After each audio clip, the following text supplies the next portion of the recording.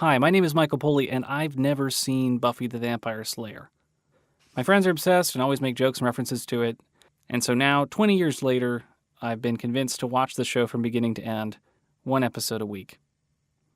I'm a Buffy virgin. Welcome to Buffy Virgin. My name is John Landis. I'm going to be hosting for tonight. Today on Buffy Virgin, we are watching Season 3, Episode 6, Band Candy. Tonight on Buffy Virgin, we have the actual Buffy Virgin, Michael Poley. Thank you very much. I'm excited to continue to watch Buffy with you guys. Michael has never seen Buffy, except for up to this episode. We also have Travis. Hey, everyone. Super fan. We have the incomparable horror comics cartoonist Dennis St. John. Hey, thanks for having me on. Buy my new book, Land of Many Monsters, and many more monster tales. And we have a new guest, Nievita. Hey. Hi, everyone. I am here just for tonight, unless I get invited again, which would be awesome, but for tonight. And I have been watching Buffy since it was on the air, season 1. And I love it, and I'm excited to be here tonight. Can I ask a Buffy question, Nievita? When you first show Buffy to people, because I heard that you like to push Buffy, what episode do you ask them to watch first? Is it just episode 1? Ooh, okay, so everybody always knows that you preface season 1 sucks, right? Whoa! Do not agree. Yes. Yeah, that's an agree. Preface it with season 1 sucks, but there is a lot of continuity that's built on season 1, so you do actually have to watch season 1. So I just tell people to power through season 1, get into season 2. It starts to pick up. The characters start to get really deep and really good. The writing's awesome. It's really funny. That's basically, you got to sell it like you got to get through that first part, and then it's going to be great, and you're going to love it. And I've never had anyone say, oh, no, actually, it really does suck after they've gotten into the first couple of seasons. Mike, does it really suck after the first couple seasons? Oh, what do you mean, the season 1? Does season 1 suck? No, I mean, like she just said, nobody ever complains once they get past the first couple of seasons. Are you complaining at this point? Oh, no, I mean, I'm complaining about character things. I'm not complaining about the show. I'm enjoying watching the show. So you're glad to be on board at this point, which we never directly ask you, I guess. No, I mean, I'm glad to be watching the show. It's fun, but it's infuriating because you guys are watching a different show where you already know what happens. And I'm frustrated because Buffy continues to lie about Angel, and Xander and Willow's secret romance is just needs to get addressed, and the show is faintly addressing it, and it's making me feel crazy because I know the consequences will be terrible. Yeah, we can get into that, obviously. Yeah, well, I can do that. Let's get on with Band Candy. We're going to start with Great Lines, which will be read in character. Summary. Oh, summary, of course. Summary. This is the same thing I did when I hosted. I forgot. I'm such a dummy. Yes, let's do the summary first. The summary, which was pre-recorded by the man with the plan, Travis. Mike, do you have that ready? Can you play it? Or shall I? Yeah, I can bring it up. It'll just take a second. Thanks, Mike. While we're setting up, I just want to point out to people not watching on YouTube that Nievita has a really cool Grr Arg shirt. Grr Arg. Yay! So it's representing. All right.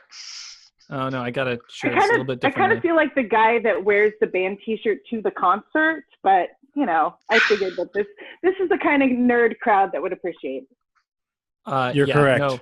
Yeah. Okay, Buffy here it is. Season 3. Let me start this now. Let me know if you can hear it. Buffy Season 3, Episode 6, Band Candy. It's that time of the season again. No, not Halloween. It's test-taking season. Buffy's just a normal high school girl, studying in the cemetery with her male high school librarian. But she gets to fight her demons not on the test page, but in real life. Still, a girl can break a number 2 pencil that way also. But she's still like the rest of us, and can't resist guessing answer B when it has been absolutely forever since that was a good option. You gotta have faith that it's B sometimes, okay? It's Mr. Trick-and-Treat time at the mayor's office, with creepy skulls and locked wardrobes. People, you gotta keep your wardrobes locked. There could be a lion or witch in there. But it turns out the beast you know is the... Wait, how's that go again? Mr. Trick knows the beast guy who knows how to make it rain? Which is good because this is California. No, wait, he'll make it eat rain. No, wait, that's not right either. No, it's Ethan Rayne, the worst D-bag in Sunnydale since, Ethan Rayne, I guess. It's the guy Xander likes to compare himself against. Maybe in 30 years he'll run for U.S. Senate. Wait, that seems historically out of context. Okay, back to Sunnydale. Buffy is trying to D as in drive, but M as in mom is not buying it. Oh yeah, there's screwed up magical band candy in this episode. But all candy is magical when you really think about it. We are a few minutes from mystical mischief, so stay tuned. Buffy asks why she puts up with being blindfolded by her male high school librarian, and yeah, that's a spectacularly relevant question. I guess the even more relevant next question is why is she visiting her half-naked ex-boyfriend who learned Tai Chi in hell? Or maybe he's just been practicing all the Ken Ryu special moves from Super Street Fighter 2 for the past 7 years. Remember, this was on television in 1998, Street Fighter 2 was released in 1991, so that actually is historically relevant. He's shirtless, so she brings some fresh blood, but what about some fresh teas? A whole mansion with empty closets except for all those damn skeletons, right? Eventually, Buffy's round-robin lies come back to haunt her. Or not, because her mom and Giles go all Wacky Taffy, or Choco Loco, or Two Musketeer. But hey, she's no junior mint, she's a senior mint, and she needs to get some sleep for the SATs. We start to see the awesome effect of chocolate, which I think is just magical chocolate, which explains when I act this way after eating regular chocolate, the world just can't handle it. Okay, back to the episode. Buffy shows up at Giles, then is really freaked out about her new dad, or rather her mom's new boyfriend, but then is distracted by those shiny car keys. The bronze is packed tighter than a can of sardines, make that old sardines, and that is freaking out little Willow Tree and Buff. It's all coming into focus. The adults are teenagers, and the teenagers need to act like adults. And Snyder is along for the ride. Just some simple breaking and entering later, and Mama Joyce and Giles are on the short end of a gun. That beats being the victim of a hit and run like the Scuba Gang, I guess. It's pandemonium without the pants, so just demonion or demonion, or whatever, however you want to say it. Then Buffy faces the most difficult adversary of her life, seeing her mom necking with her watcher in public at a random warehouse, maybe by the docks. I hope by the docks. And this is an evil warehouse. Talk about timing. At the warehouse, she crushes those evil candy slingers like a pack of Necco wafers at the bottom of my high school backpack. Cordelia wants to swap books back to the library, but Willis thinks she wants to swap her Snickers for Willow's Almond Joy. Yikes. Buffy starts slamming Ethan like Typhoon, and Clockwork Rain sputters like a leaky faucet and reveals that this will all be about some lousy demon tribute. Slipper Ethan tries to wipe out Buffy, but drops to his knees after Ripper strikes back. It turns out 4 newborn babies were pilfered from the super safe local hospital. Oh yeah, that hospital. After mere minutes of investigation, Ripper starts ripping some memories out of his hippocampus and boom, it's the sewers. It's always the sewers on Buffy. That's why I refuse to live in the sewers to this day. And that's really the only reason, because dang, it's cheap down there. Talk about freeing up cash for that magical chocolate budget. So Buffy, Joyce, and Ripper burst into the sewer and flame out the magical snake demon Laconis. But Mr. Treat dances out of another tight spot with Buffy, but into a tighter spot with the mayor. As for Joyce and Rip Giles, that queasy feeling, that's just too much chocolate. That's right. That's just too much magical chocolate hangover to go around. Nothing to see, move it along. I'll never tell. Oh. Wow. Travis, right. I don't even know what to say about that. I really feel like you need your own podcast for that kind of humor. That's crazy. That was excellent. Thank you for the crazy. Yes. I want you to summarize like every program you watch. I feel like I need a summary of your summary. Ooh. Stuff happens. Sugar. All right. So we're gonna move on. Somehow from that, we're going to move on from that summary to the great lines. This episode is chock full of great lines. Episode is wall to wall great lines. So I'm going to ask everybody to kind of pick one, and I'm going to call on people quickly, and maybe we'll have time for 2. But you know, Dennis, what's your first great line? I really like, maybe it's just the delivery, but Armin Shimmerham's "Summers, you drive like a spaz." Yeah, I agree. I think Shimmerham really stole the show this episode. I mean, there's a lot of great acting, but yeah. And Nievita, give me a great line. All right. I really liked, "Are we killing something again? Only my carefree spirit," which was Cordelia and Buffy. And I was like, oh, yeah, I feel that one. Yeah. Travis, give me a great line. I like the "Summer She Drive Like a Spaz." That's my favorite line. I agree. Michael, can you give me a great line? awkward line in the warehouse about Ethan Rayne. We need something to tie him up with. Mom produces handcuffs. Never tell me. Never. I feel like we may need to unpack that moment a little later. Please. Dennis, you have another great line for me? I do. Another Armin Shimmerman. You want to splash around in the poo? You're the filthy one. Excellent. Nievita, give me another great line. I know a beast who knows a guy. Yes, excellent. It was just so straightforward. It was great. And Travis, do you have another one?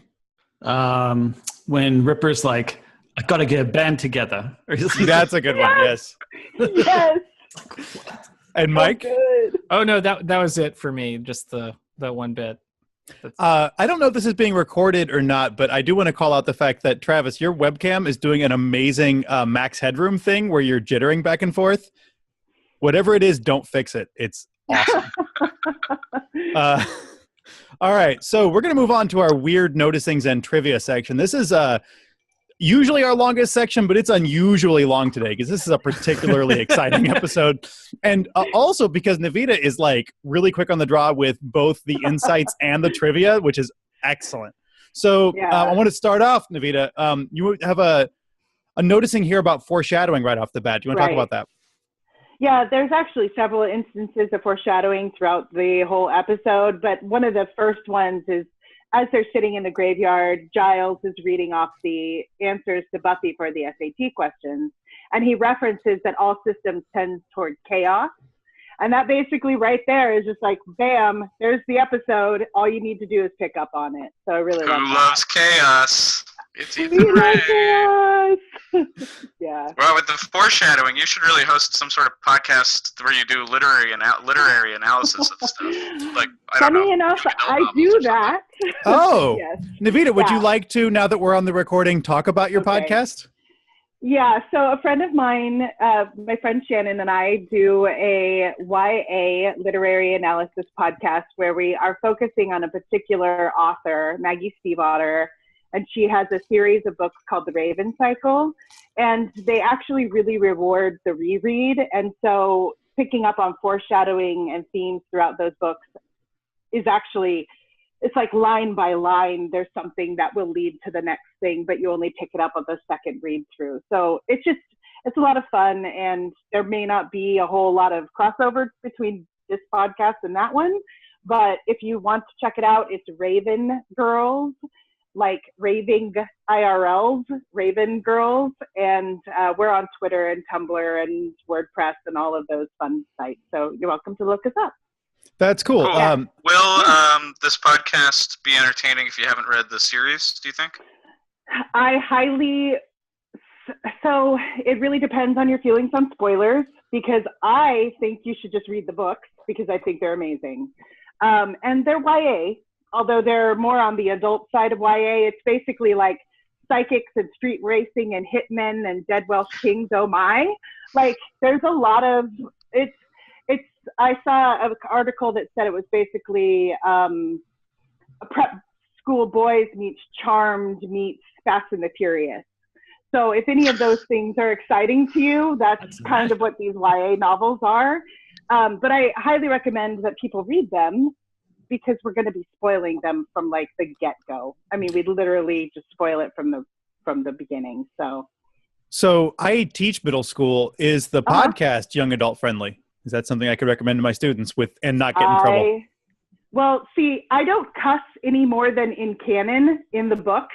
There's the F-bomb probably in the first book a good 12 to 20 times. I would say the cutoff now, I as a child read way above my grade level, but I would say that it's probably a 15 and up level book.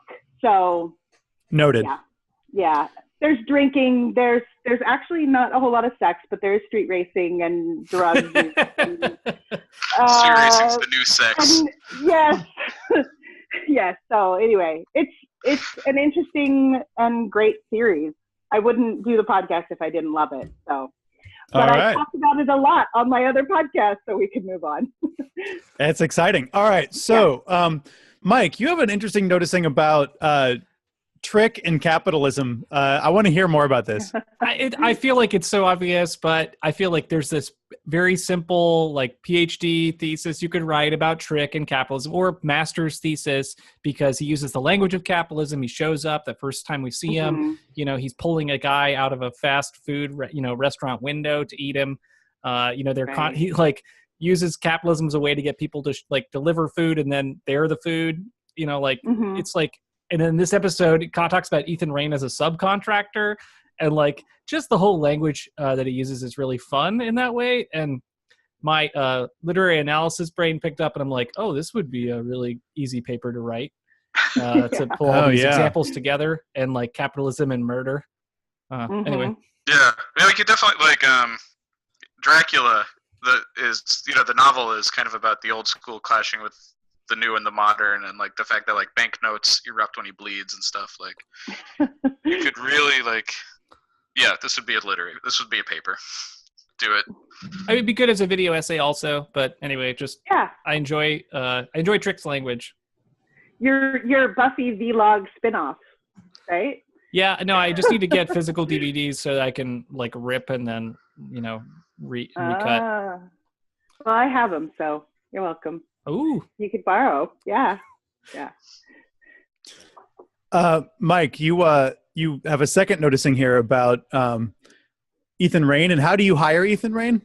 Oh yeah, so just Trick knows a guy that knows a guy, so somehow he knows Ethan Rayne. I don't know the hiring process to get him. I didn't realize he was available for hire.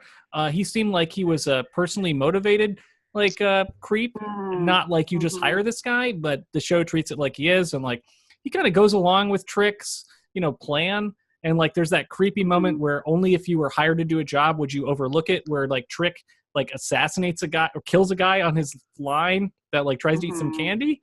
So, and like Ethan Rayne looks visibly perturbed by that, but like still goes forward with whatever it is that Ethan Rayne does, which I guess is come up with a magical formula for this chocolate. But anyway, question for the group: how do you hire Ethan Rayne? Well, there's obviously like a Hellmouth version of Silk Road, right? Where like you've got like where you've got like you've got like the German guys with the machine guns, and you've got what's his name of the Miquat clan with the arm knives, all those guys from the last episode, right? Yeah, it's the Silk Road of the Hellmouth. It's kind of Trick's thing to like not do it himself, and to like he has this network he pulls from. I don't know. It's just is it weird? Well, he even says that at the end of the episode. He says, usually I don't engage, but I want to go toe with you. And so he actually lays it out like, nope, I'm going to fight you. And then Giles. So. Very good. I don't know how Ethan Rayne, I'm fairly sure he's monetarily motivated, but I think he's just in it for the fun. That is the point of Ethan Rayne. He wants to see the world burn. Well, he's like the Joker's got that line in Dark Knight about never do what you're good at for free. He's the original Joker, this Ethan Rayne. Dennis, you have a connection between Buffy and John Wick. I'm not sure I totally get that. No, they both are good with killing people with pencils. Oh, okay. Oh. I think John Wick stole that move from Buffy, the pencil kill. But I think Buffy does it better because they have like a fun joke about it. Like she's like, "Oh, can't study," and Giles is like, always be prepared or something like that. Yeah. Right. Versus John Wick would have killed Well, John Wick would have killed a guy and then done nothing because he operates like a school shooter. He would just do it and then move on. So Nievita, you totally want to. Jason Bourne do if he was like a 90s action hero. So Nievita wants to Mike up for his own stand-up, but he wouldn't do it. Sorry. Yeah, not at all. Nievita wants to call out the Death of a Salesman reference. Correct. It was just nice that Buffy made a nice, solid Death of a Salesman, Willy Loman joke. I liked that. And Xander had actually prefaced that with a good literary joke as well. So I was like, yeah, go for you guys. Wait, what was Xander's joke? I don't remember that. Xander's joke was, were you visited by the Ghost of Christmas Past? Ah, yes, that's right. And so he did the Christmas Carol. Yeah. Fun fact about Buffy Virgin: our Buffy Virgin played Willie Loman on the stage. Oh no! Yeah. Yes, he did. Awesome. In the year 2000. Yep. Or maybe 99. Yeah. Yep. Definitely above my belt, or above my pay grade kind of performance for high school theater to do Death of a Salesman, but we did it, damn it. You don't think that's an appropriate role for a 17-year-old? You know what? They are always doing Shakespeare in high school, and I don't know why. I mean, you're playing characters with emotions you've never had and can't understand. Like a near suicide. Yeah, no. Acting. Yes, I played a near suicidal salesman that's disappointed in his life. But with my high school senior angst. So right. Yeah, for the record, Mike did a wonderful job. He got a standing ovation. It was a wonderful night. It was good. John, you were in it too. John, which was your character? I was Howard. I was the bad guy. I was the boss. I get to fire you. That was my job. Yep. Howard, you're a terrible man.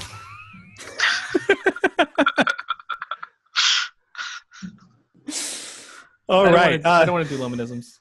Anyway. So since you guys were in the play, how did you guys feel about Buffy making the joke? It was just nice. Yeah, it was nice. It was nice because it reminded me of high school, honestly. It was like, that's a thing you read in high school, was the reaction I had.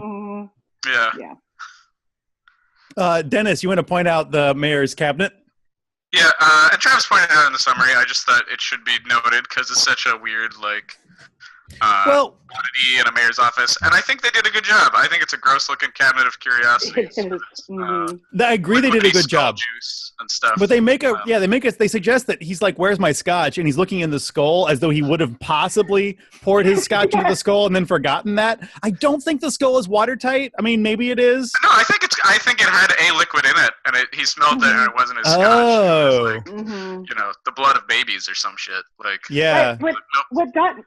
What got me about that is that he touched that shrunken head with his bare hands, and I just don't think that is a in-character moment for the mayor without going directly to the Purell afterwards. Good point.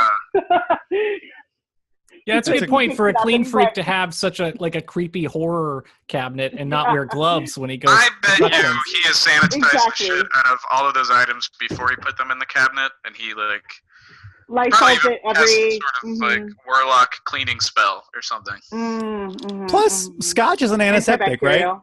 It is. In fact, Oh, Nievita, I really want to get to what you have here about Angel being sweaty because I had the exact same thought. Yes. So I was just like, wait, he's super sweaty. He's been working out. Did he just spray water on himself right before Buffy came in? Because I don't feel that vampires would sweat. They don't metabolize in that way. So is he oiling himself up knowing that Buffy's going to show up and then... That feels like it's in character because he's clearly going out of his way to set these scenes up for her to find. Right. I mean, the Tai Chi and the shirtlessness, it goes with it. He not only is never putting on a shirt, but he's shaving his chest and his armpits and everything. I mean, I think though the clothes thing can partly be explained by the fact that he's in this mansion basement or whatever, and Buffy's bringing him food, and the only clothes he found are apparently the pants that he pulled off a hobo after he got back from hell. And she hasn't brought him any clothes. He hasn't got any real clothes to wear. This is the mansion he used to live in. Surely Spike left some clothes or something. Oh, he's not going to wear Spike's clothes. That's clearly beneath him.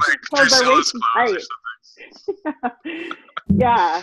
No, but I would think vampires would sweat blood is really where it comes down to. They wouldn't sweat water. I mean, I don't sweat cheap Chinese food. And I think in True Blood, they sweat blood, right? Is that true? Well, it sounds like they picked up the problems that were left by this episode then, and they answered them. Right. Because I agree the sweat is weird, but I love this scene. I love it. I skipped it, John, but I just want to point out that the last time Buffy brought up getting a driver's license, she died. I don't know. It's just a continuity thing. Just want people to remember what happens when Buffy brings up drivers, getting a car,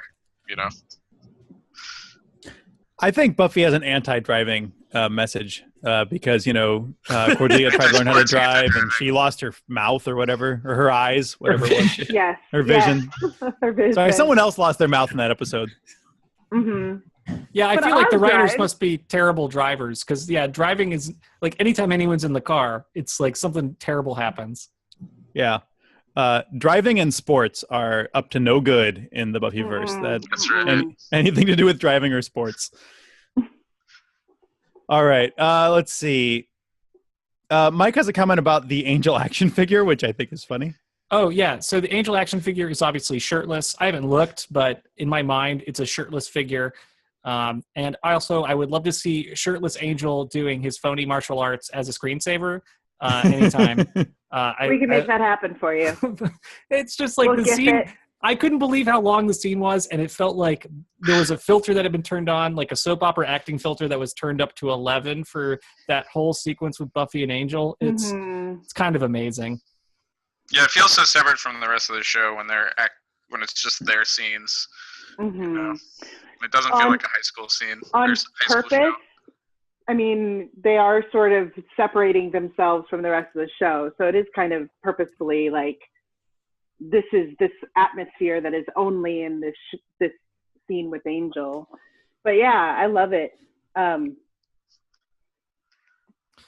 Well, and also that scene is followed up by a scene that I'm so happy to see where Buffy gets called out for lying about where she was because she gets home and she's like, oh, I was just with Giles, and Giles is at her house. And I'm like, damn it, catch this. She's going to see Angel. Catch her. She's so angry.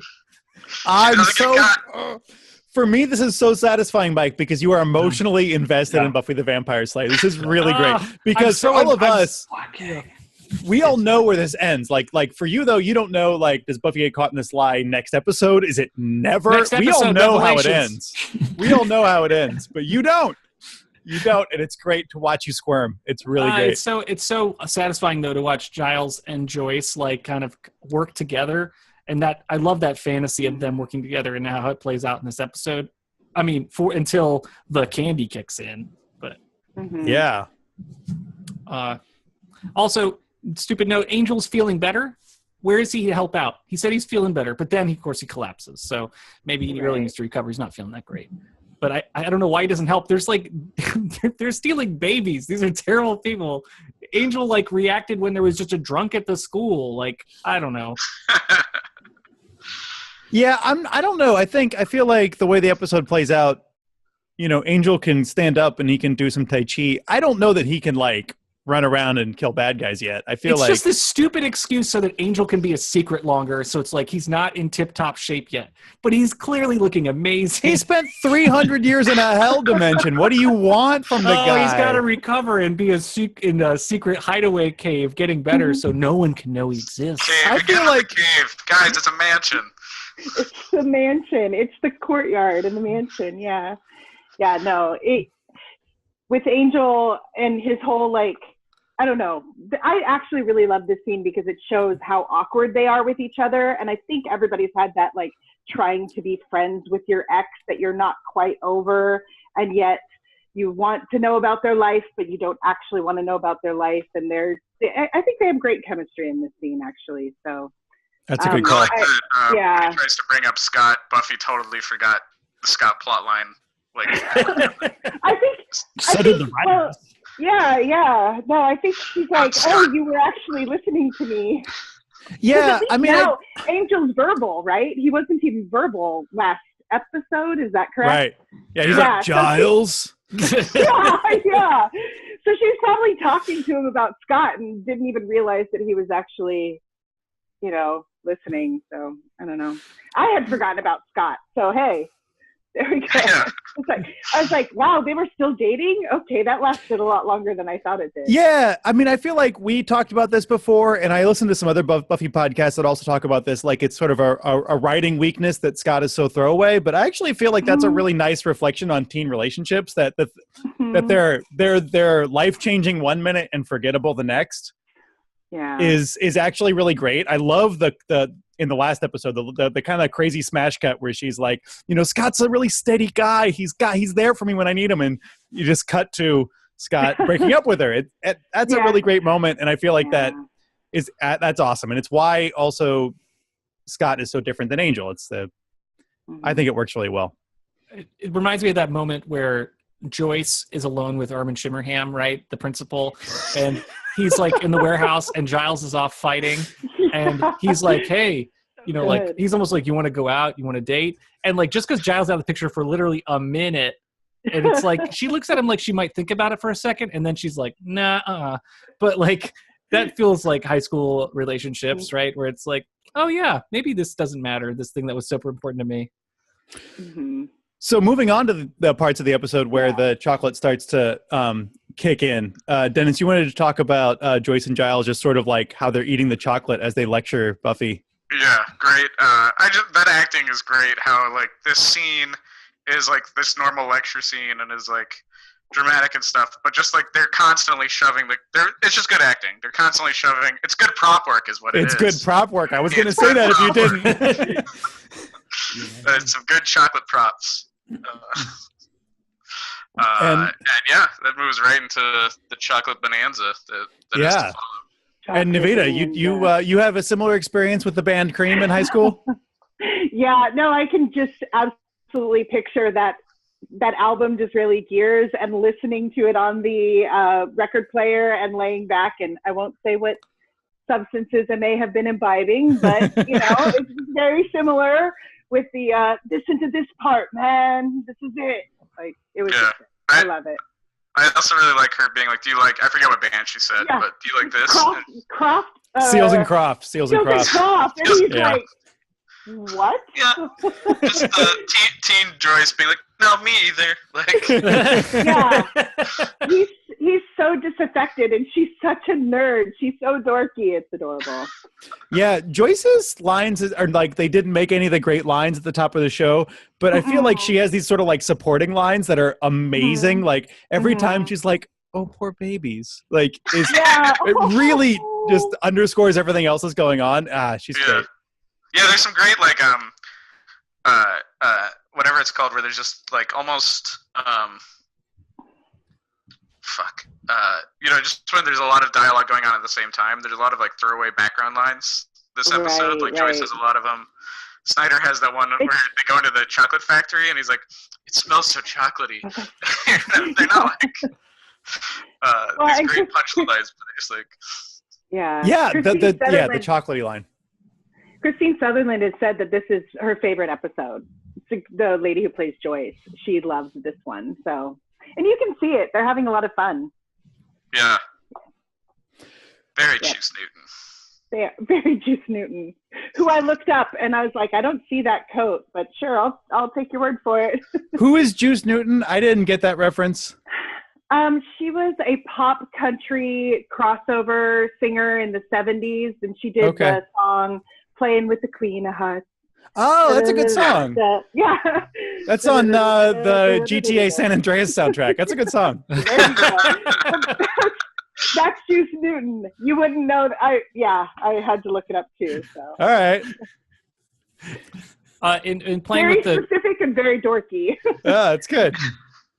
Playing with the like, if Buffy is driving, something terrible will happen, or she's a bad driver. But like, also Joyce is drinking just felt like a thing. Like, oh, nothing good's gonna happen if Joyce is drinking.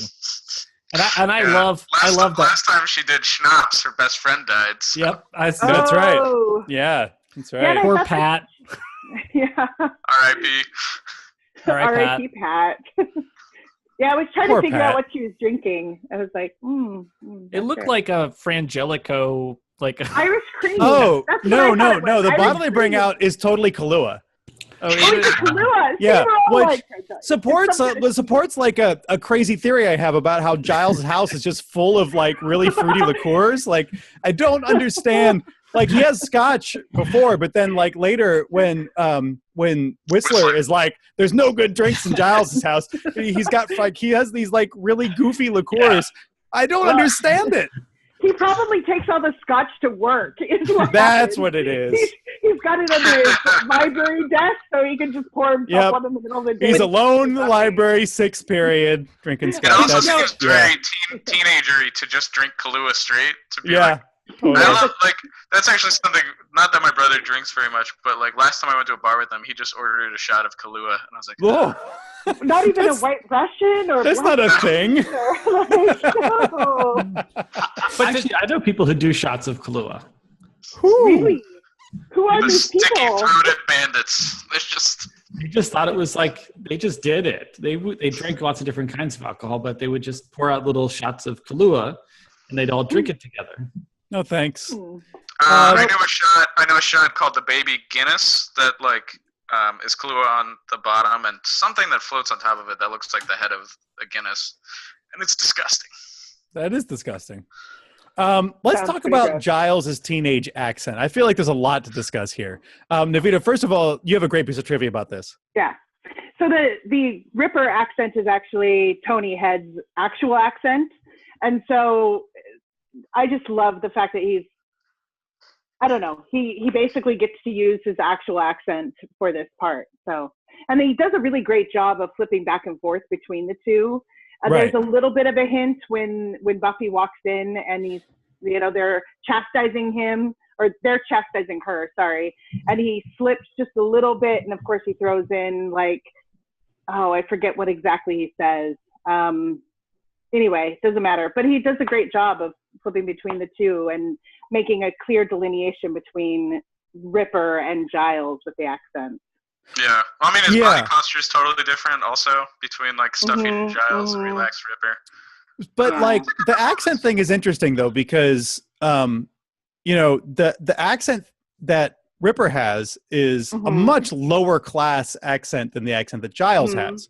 So what I'm trying to understand here is like, was there a moment as Giles was, getting older, was there like a My Fair Lady sort of moment where he like got lessons, wanted to like rise in the Watcher ranks? He's got to impress the Watchers above him, so he needs to drop the low class accent. Or that's one theory. It's the other way around. Right. I think it's the other way around. Yeah, he was born with the upper class accent, and as a teenager, he's affecting a low class accent to be cool, and then he reverts back.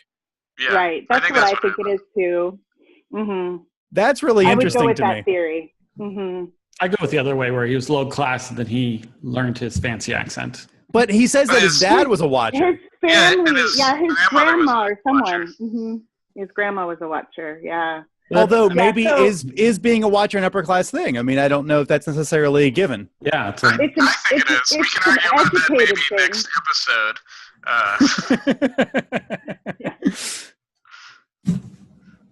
Can I go back to something that I didn't write down? Was that how Giles made Cordelia pay for this insane book fee? And in my mind, all I thought was that Giles just pocketed that money. Cordelia paid like $100, and he just pocketed that money and bought some more booze with it. More scotch. Yeah, that was my put under the desk. Yeah, absolutely. That story felt slightly out of character for both of them. The philosophy book. Care about paying the money, or yeah, I feel like Cordelia would care about paying the money. That Cordelia's strategy would be to get a philosophy book to impress boys. That doesn't surprise me. I mean, that fits in very well with like what's the serpent guy? Yeah, Makita. The Makita episode. Yeah. Very well with Makita. Yeah. But the guys she's trying to impress in that episode are frat guys. They're not going to be like, oh, you know about Plato's allegory of the cave? Let's date. That's not going to be those guys. Like, they might be. I don't know. She tried all types of dudes. I suppose so. I wanted to point out that and she settled on gender. Ripper still has his demon tattoo. Which I'm pretty sure is a prediction, right? Oh, it was a prediction. Mike made a prediction specifically that he would not get that tattoo removed. So we don't know if that'll ever come true or not. We're not allowed to talk about that. I think we could give him that point if he's still got it now. Do we see it? Yeah. Oh, I didn't. When he takes his shirt off. I mean, when he's just wearing his white tee, you can see the demon tattoo. Oh, we can talk about whether we'll give them that point when we get to predictions. That's a good point, Dennis. Nievita, you have a really nice piece of trivia here relating to Rocky Horror Picture Show. Yeah, there's a great, just Tony Head actually was in the revival of Rocky Horror in the early 90s. And I posted links to the clips. I don't know if you got a chance to see them, but he's amazing as Frankenfurter. And he knocks it out of the park. And I've heard about that for so long, but I've never seen a video of it. So it was great. Thank you for posting that video. Absolutely. Totally on the Twitter and stuff. Absolutely. I love his voice too. He's amazing. I also really liked the costuming on Riff Raff. I didn't watch the whole thing, but I watched Time Warp to Sword of Damocles, I think. But just Riff Raff looked awesome in that also.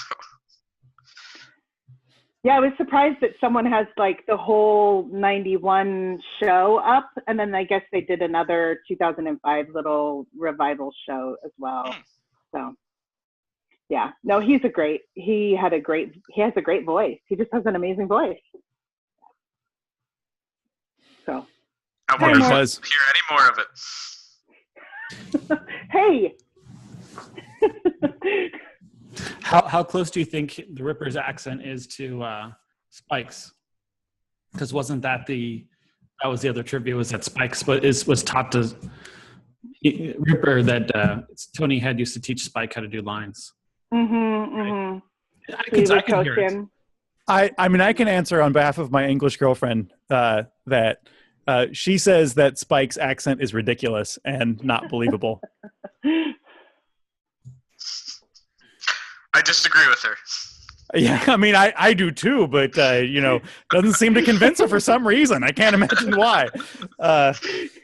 It's believable for us that don't actually have to deal with, like, hearing it every day, probably, but... Yeah.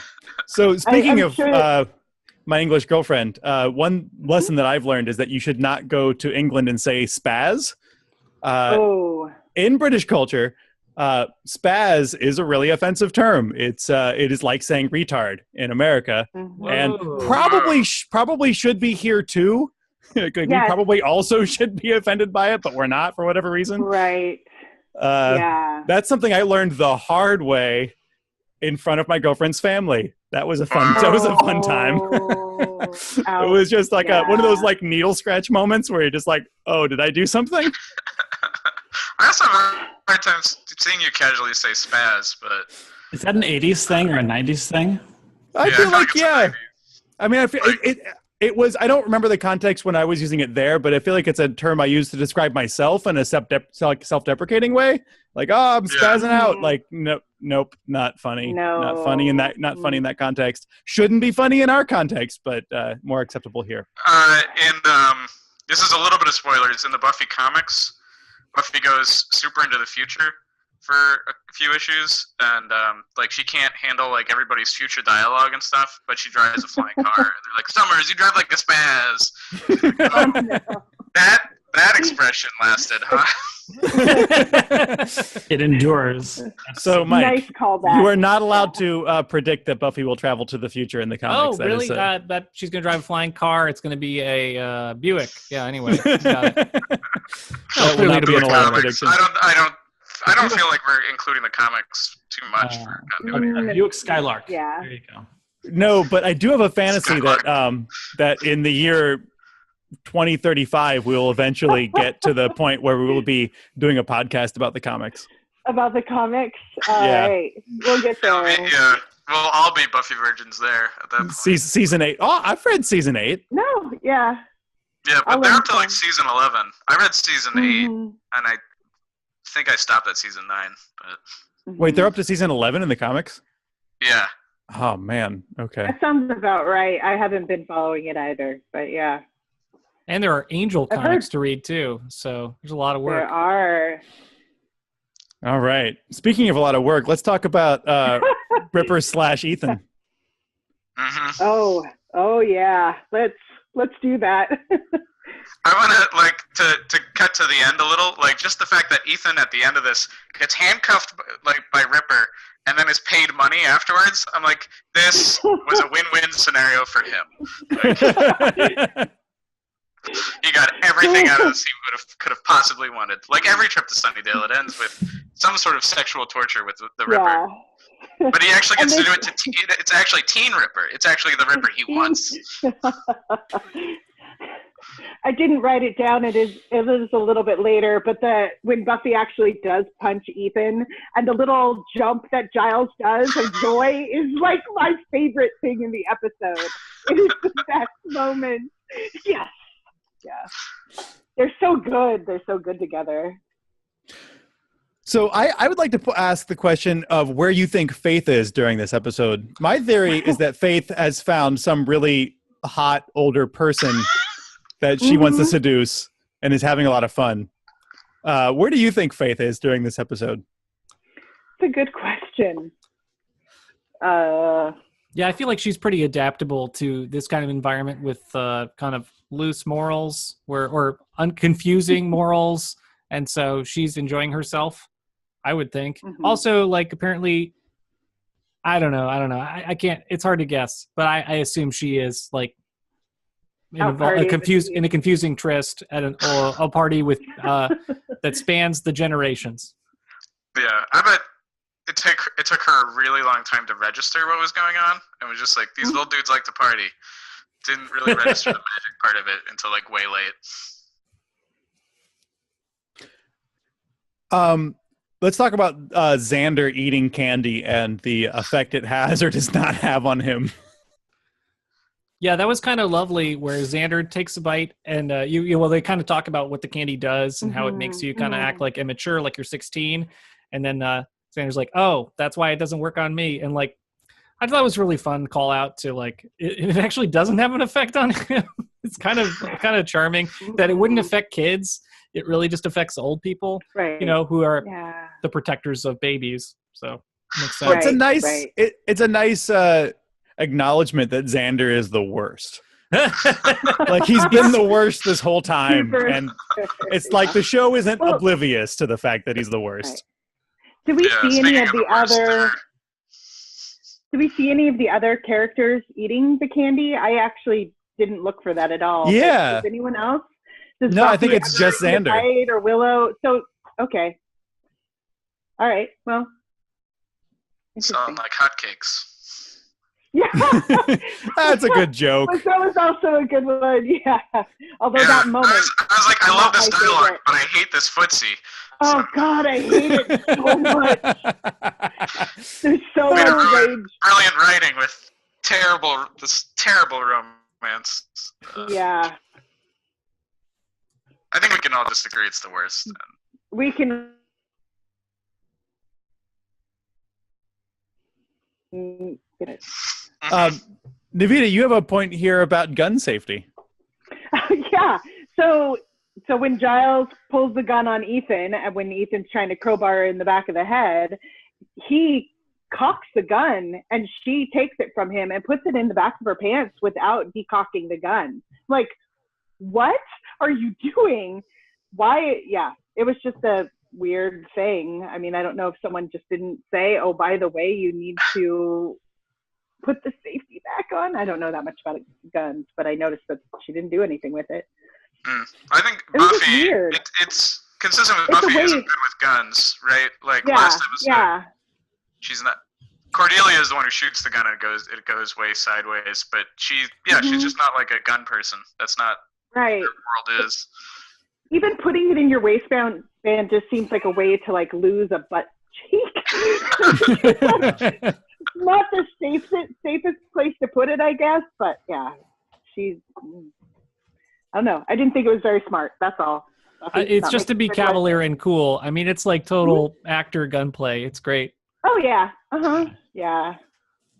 Let's talk about the crazy amount of candy in that factory. I feel like it was a distribution, right? They weren't actually They overproduced for their distribution. They need to have had a different distribution channel besides just the high school, right? Yeah, so do you think there was a plan to like get the town next over, or like I think they just fucked up with the distribution. They needed to like sell it in stores. Also, obviously they got enough to turn the whole town, including the like hospital, all chocolate matte. Yeah, I kind of feel like they might have been trying to go for the next town because I think those vampires only picked up like 5 babies. And I think if you're a glutton of a snake monster, you might want to eat more than 5 babies. I think it was 4 babies. 4 babies. Well, it's definitely an oversight. I mean, but Trick doesn't have a lot of retail experience or like managing, supply chains. So I can see why he'd screw that up. He was just like, we're gonna make a lot of this candy, and yeah, that's and why like, they were just literally throwing it out to the crowd out there, and they're like, we gotta get rid of all this product. And probably what happens to it at the end? And probably the guy that he killed was the most senior person that like even understood how it was managed. So like, they just kept going after that.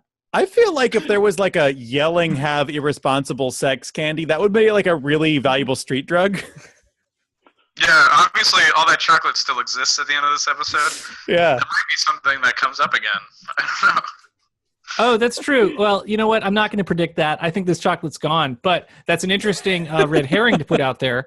That there's a lot of unused chocolate in this warehouse. Called out. Meanwhile, the red herring, it's not selling. Nice try. Like the hot cake. Tried to fish in, but it was just red herring. All right, I see your red fish, blue fish. Oh, Dennis, our resident monster expert, would like to cast aspersions on this particular monster.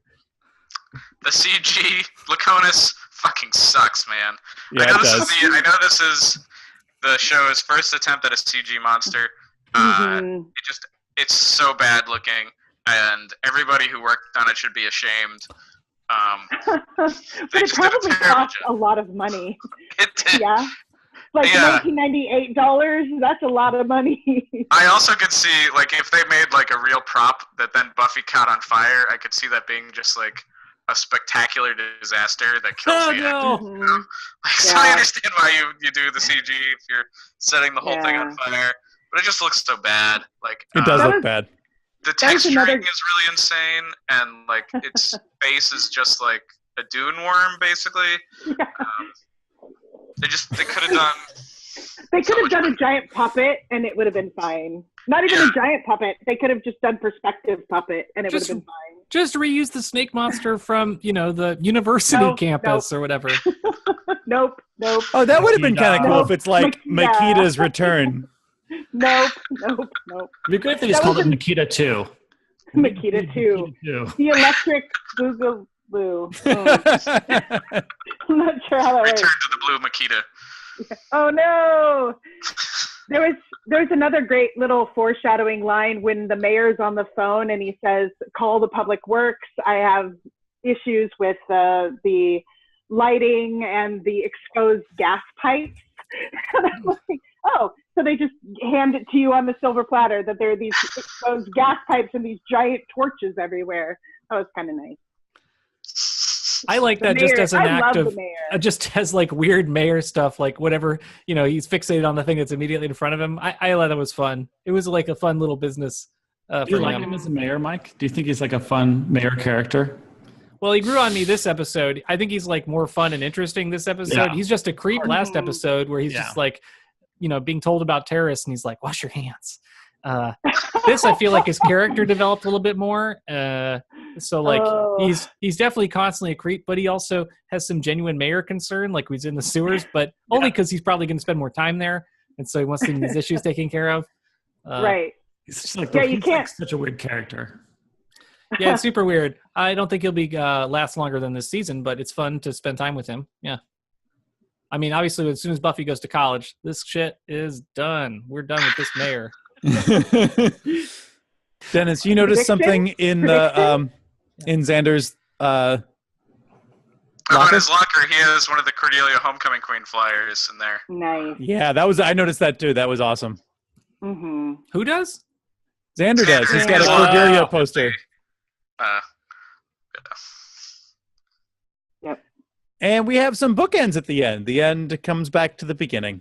To the beginning, yeah. So it was just nice to see like the conversation between Buffy and Giles at the beginning, where you think that they're having these really intense Slayer conversations, and it ends up being about the SAT. They do the same thing at the very end, where she's talking about how her world came crushing and came tumbling down on her, and they're talking about the SAT, and it was great. And then Snyder also volunteering the kids to sell the candy, but then they also have to clean up after everything that happened, which did anyone actually Voluntelling is say? a great term, by the way. Voluntelling, yeah. Yeah, did anyone actually use the Kiss Rocks? Who had that up there, the Kiss Rocks? Oh, I had Kiss it up Rocks. there. Kiss Rocks, who would... Oh, I get it. Yeah. Who would want to... That's a great line. I get it. Yeah. Snyder's main thing is like, I don't trust you. You're irresponsible. Here, do this important job. Yeah. That's his main thing that he does every time. He's busy. I don't want you criticizing Snyder anymore. He was wonderful this episode. He was excellent. Mm-hmm. And the episode sort of ends with this moment between Joyce and Giles. Yeah, and I had expected. Well, I didn't expect that moment, but I expect that they will never talk about it again. They talked about discretion. We're not going to bring this up, basically. I mean, they don't talk about it's inferred discretion, but I like the assumption that like they totally they had a lot of casual sex or whatever this episode. Banged on a cop car, right? Yeah, Pretty much. Wait, are we saying like no, that was my question was when do you think that they did it? Was it on the cop car or do you think it was They earlier totally did it while they were listening to on records? The cop car. On with the cop handcuffs. car. Both times. Both While times listening to it was records both? and on the cop car. Yep. All right. Yeah. Okay. Okay. I mean, the can see cop that car too. thing seems like that's more strongly implied, but it's also like grosser. Yeah, well, teenagers are gross. I mean, yeah. Okay. Also, so- she was so excited when Giles punched that guy. She was really into that. Getting into that. Yeah, fuck the police, says Joyce. Joyce, Um, the nerd. Yeah. So we're gonna move on to questions. Is that okay with everybody? Yeah. All right. Sure. Let's see. Nievita wants to know if this is Jane Espenson's first script for Buffy. I think it is. I believe I looked it up and I think it is. Yeah. She's great. She's just Yeah, amazing. she knocked That's it all. out of the park. Yeah, absolutely.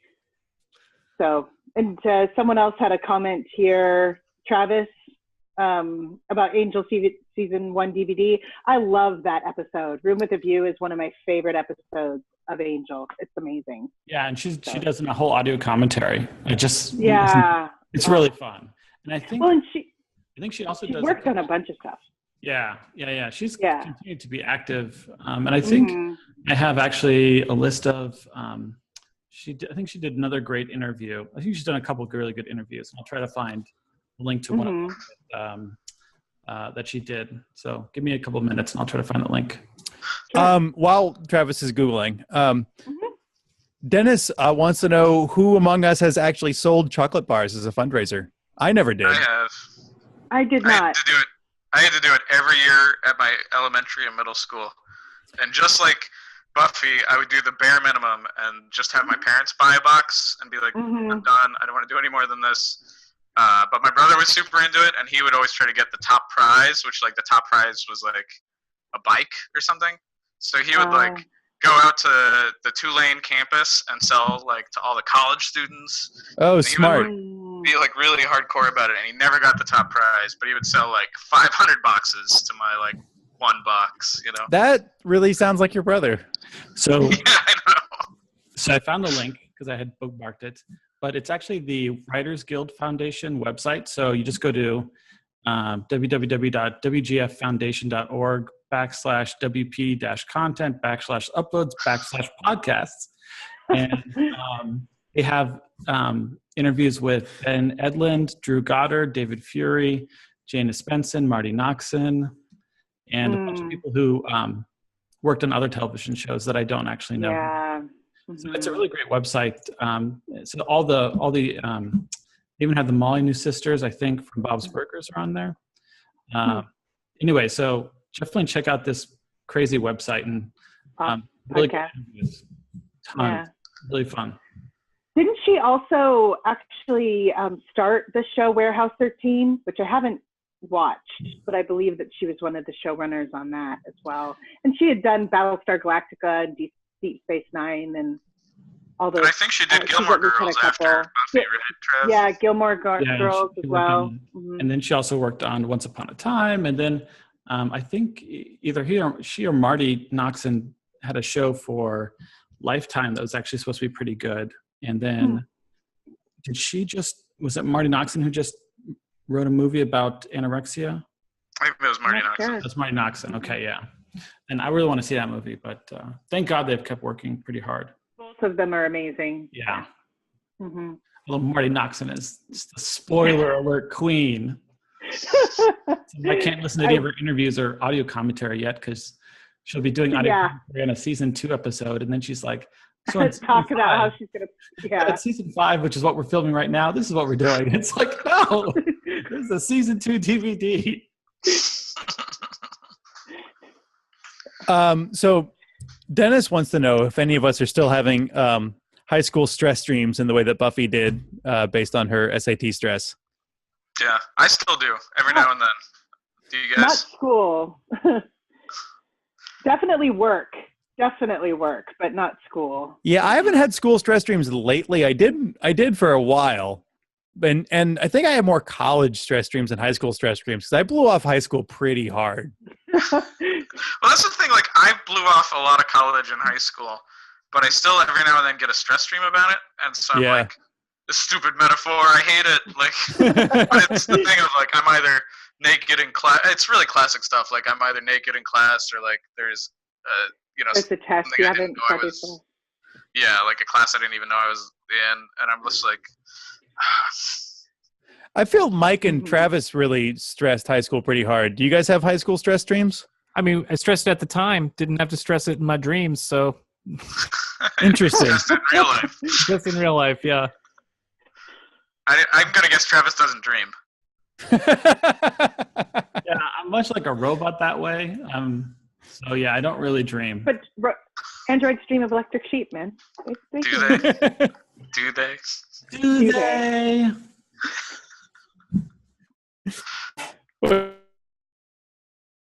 Wait, Travis, are you Ted? Is that the kind of robot you are? Oh, wow. Hey, Ted had some really advanced microcircuitry, right?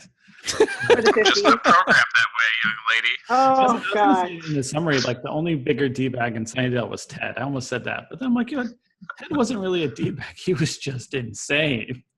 Yeah. There's like a subtle difference. Ted was just crazy.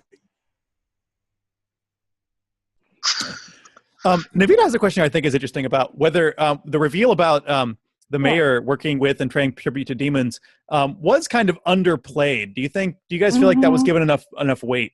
That's a good point. Yeah, well, I agree. Did it work for you guys? Yeah, did it work for you? I agree that it wasn't I think this is played. a Michael question. It wasn't played very strongly because when they got to the baby sacrificing part, it was a big surprise. Like I had to rewind it because I was like, what the fuck? Because then we're like, there are these vampires going into the hospital to steal little babies, and like that's the demon sacrifice part because I had completely forgotten about that. Yeah. And they said the name of the demon, so I assumed there'd be a bad guy at some point, but I didn't imagine he'd be eating babies. And it felt to me like, there's just a bunch of Buffy plot ideas that you put in a bag and you pull some out and then you do those things.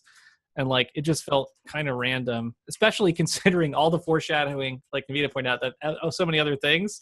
I don't know if they talked about it eating babies or hinted at like, it likes them young or something like that. Right. There's so many dumb jokes they could have made. Yeah, but I love the heretofore unacknowledged great line of Snyder. That is so wrong. Like that's one of my favorite moments in the whole episode. You know what's funny? I thought about just this episode is like all of like up until now they've been hinting a lot about Snyder's involvement with the mayor. They're like the mayor's on the line and stuff. And Snyder is not given the head up at all to not eat the chocolate. So he's really not part of the inner sanctum. Right? He's a low level lackey. Yeah, definitely a low level lackey. Right, he doesn't even know about the demon stuff, but like he's talking to cops. Like there's so much implication that this big conspiracy. Yeah, the first time the mayor's mentioned is in School Hard, where they're like, "Oh, PCP, like we'll just give them the same story of PCP, and the mayor needs to know about it." And it's kind of a throwaway that the mayor's involved in all of this stuff, but you don't really see it until this episode or last one, I guess. Yeah, season 2 had a slow build to the mayor. Yeah. So for those of us in the Divorced Parents Club, of which I know at least 3 of us are, I really related to this moment where Buffy's like, "Oh yeah, I was with Dad," and then Dad's there, and like the moment that your parents are your parents are actually talking to each other enough to gang up on you is terrifying. Like that was a moment that happened to me when I was maybe 17 or 18, and really scared me. It was like, "Oh my God, you're talking to each other again." I'm in deep shit. Did any of you guys ever try that though, of like playing your parents against each other, of like lying to one about the like, "Oh, I'm with the other," so that you can get away with stuff? No, I mean, my parents just didn't talk, and it would made me sad because you have to repeat every story and do everything twice. Like it was always odd when they were together. Like I think high school graduation, college graduation, wedding, like. Literally only at the milestones did they ever get together and talk. And like it's always like they're super shocked at what's happened in each other's lives, and like, well, you should talk. I mean, geez. So I don't know. You totally could have, but like I felt unnecessary. I guess I never had to because they didn't talk, so it was like you don't even have to think about it. Travis, same as Mike, really, to be honest. Interesting. All right. One thing I noticed was that the way that this frames being a teenager is that being a teenager means saying dumb stuff, having irresponsible sex, dancing, and stealing. That's what teenagers do. I only did 2 of those things. Which of those things did you guys do? I know for all of you, except for Nievita, I know the answer to this question, but... well, I definitely said dumb stuff all the time. Same. And I drank. Same. Drinking and / drugs, or just drinking. I mean, drugs aren't really like totally acknowledged in this. Like, there's that moment where they're listening to records and they're smoking cigarettes. Right, I feel like they're not really smoking cigarettes. I feel like we're meant to understand what that means, but like, they're definitely doing the, "Oh man, our parents just caught us. Do you think they know we're high?" Like, yeah, exactly. Yeah, I feel like there's unspoken pot in this episode. Totally. I mean, one of the things I thought about this episode, because it's the SAT episode, is like my bad SAT experience, and part of that was that I did acid the night before I did my SAT. Oh no! God. I forgot about this story. Then I had to drive to a different high school that was in a town I'd never been to with my dad because he didn't like trust me at that time to like go by myself. I wonder. So that was giving me terrible flashbacks to like my SAT experience. So I did that, but no, I mean, I think I danced a little, maybe. I feel like you have this really crazy acid story, Dennis, where like you accidentally took some acid, or like I took acid that was accidentally laced with PCP, and then I mowed the lawn, and it was an incredible experience. It changed my life. I thought like maybe I had to mow the lawn up a hill every week, and it was suddenly easy, and I was like, "Oh, I should just be doing acid all the time." It sounds like no. Wow. I thought it was like some like accidentally absorbed on your sweaty skin. I couldn't remember. No, that's like an urban legend about the dude who like strapped a whole sheet to his back and then he got rained on. I thought maybe like that wasn't me. Did you have something that got like soggy and then I don't know. I remembered some crazy story. I'm like, this can't be right. The first time I did acid, it lasted like almost 24 hours, and I thought I was just going to live that way. Oh, man. There's that story. Maybe it's that. Yeah, I have stories, but yes. I don't remember 3 days after prom story. Prom or 3 days after. I kind of came to on midday Tuesday. Yeah. Well, I definitely did everything on this list. I'm not even going to plead the fifth. I did all those things. I was terrified of dancing and terrified of sex for a long time.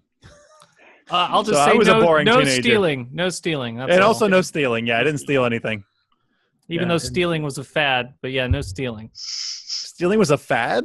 Yeah, I mean, people taught each other how to steal, and then stealing happened. Yeah. And then someone gets caught, and then the stealing, the thing ends, I wasn't even cool enough to know stealing was a fad. Who was stealing? Man. Who was stealing what? Man. I feel it was all junior high school, and then people Some people kept doing it in high school, but okay. It was mostly girls, to be honest, mostly women stealing. Interesting. It was. I would guess that it was because we would have shoplifting rings.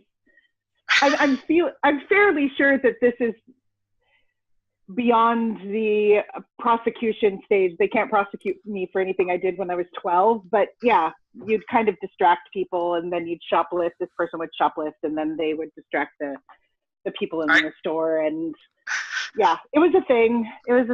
I won't say I'm proud of it, but it was a thing. I stole art supplies from Hobby Lobby a couple times, but I was in my 20s. And that was definitely... You've been totally redeemed for that, though, because now it's like, fuck Hobby Lobby. I mean, like, that's totally okay now. We had a couple friends in our 20s, John and I, who were super into shoplifting, and I feel like that maybe just influenced me a little too much. Yes, we did have a friend who was really into shoplifting, particularly from Hobby Lobby. Yeah. So I was like, it's really that easy? Well, I need some pens. Yes. All right.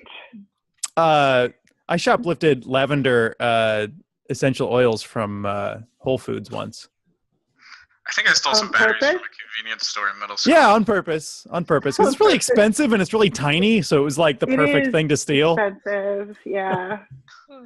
It is. That was not that long ago, though. All right, so how sexy is it when your man beats up a cop? Everybody. That's Nievita's question for the group. No, that is not my question, actually. Oh, that's Mike's question. I'm sorry, my bad. I'm sorry, I was looking in the wrong spot. No, that's Mike's question. Yeah. Well, you know he's bad. Yeah. He's really bad. I think it's pretty sexy. I like I feel like it's pretty sexy. Especially if he's like a button-down librarian type before that. And you're like, seeing his dark side. I like the fact that they didn't shy away from Ripper being kind of he's an asshole. He literally is not a very nice person, and they didn't shy away from that at all, and I like that. He punches out a cop that is to do before he becomes Giles. And the cop had been eating candy as well, so it's not like that guy knew what he was doing either. That's true. That's a good point. Yeah. Why is his response like, yes, I will. I'll use this gun. Yes, I will. Yeah. No, just like as a character thing for Giles to be so wild. I don't know. I was surprised when he punched a cop. I guess as surprised as Joyce was. Like, like clearly that's the end of the fun because that cop is on them immediately. Like they like steal something and then boom, cop is there. Like obviously this cop wanted to be a cop when he was a teenager. He was like, I can't wait to be a cop.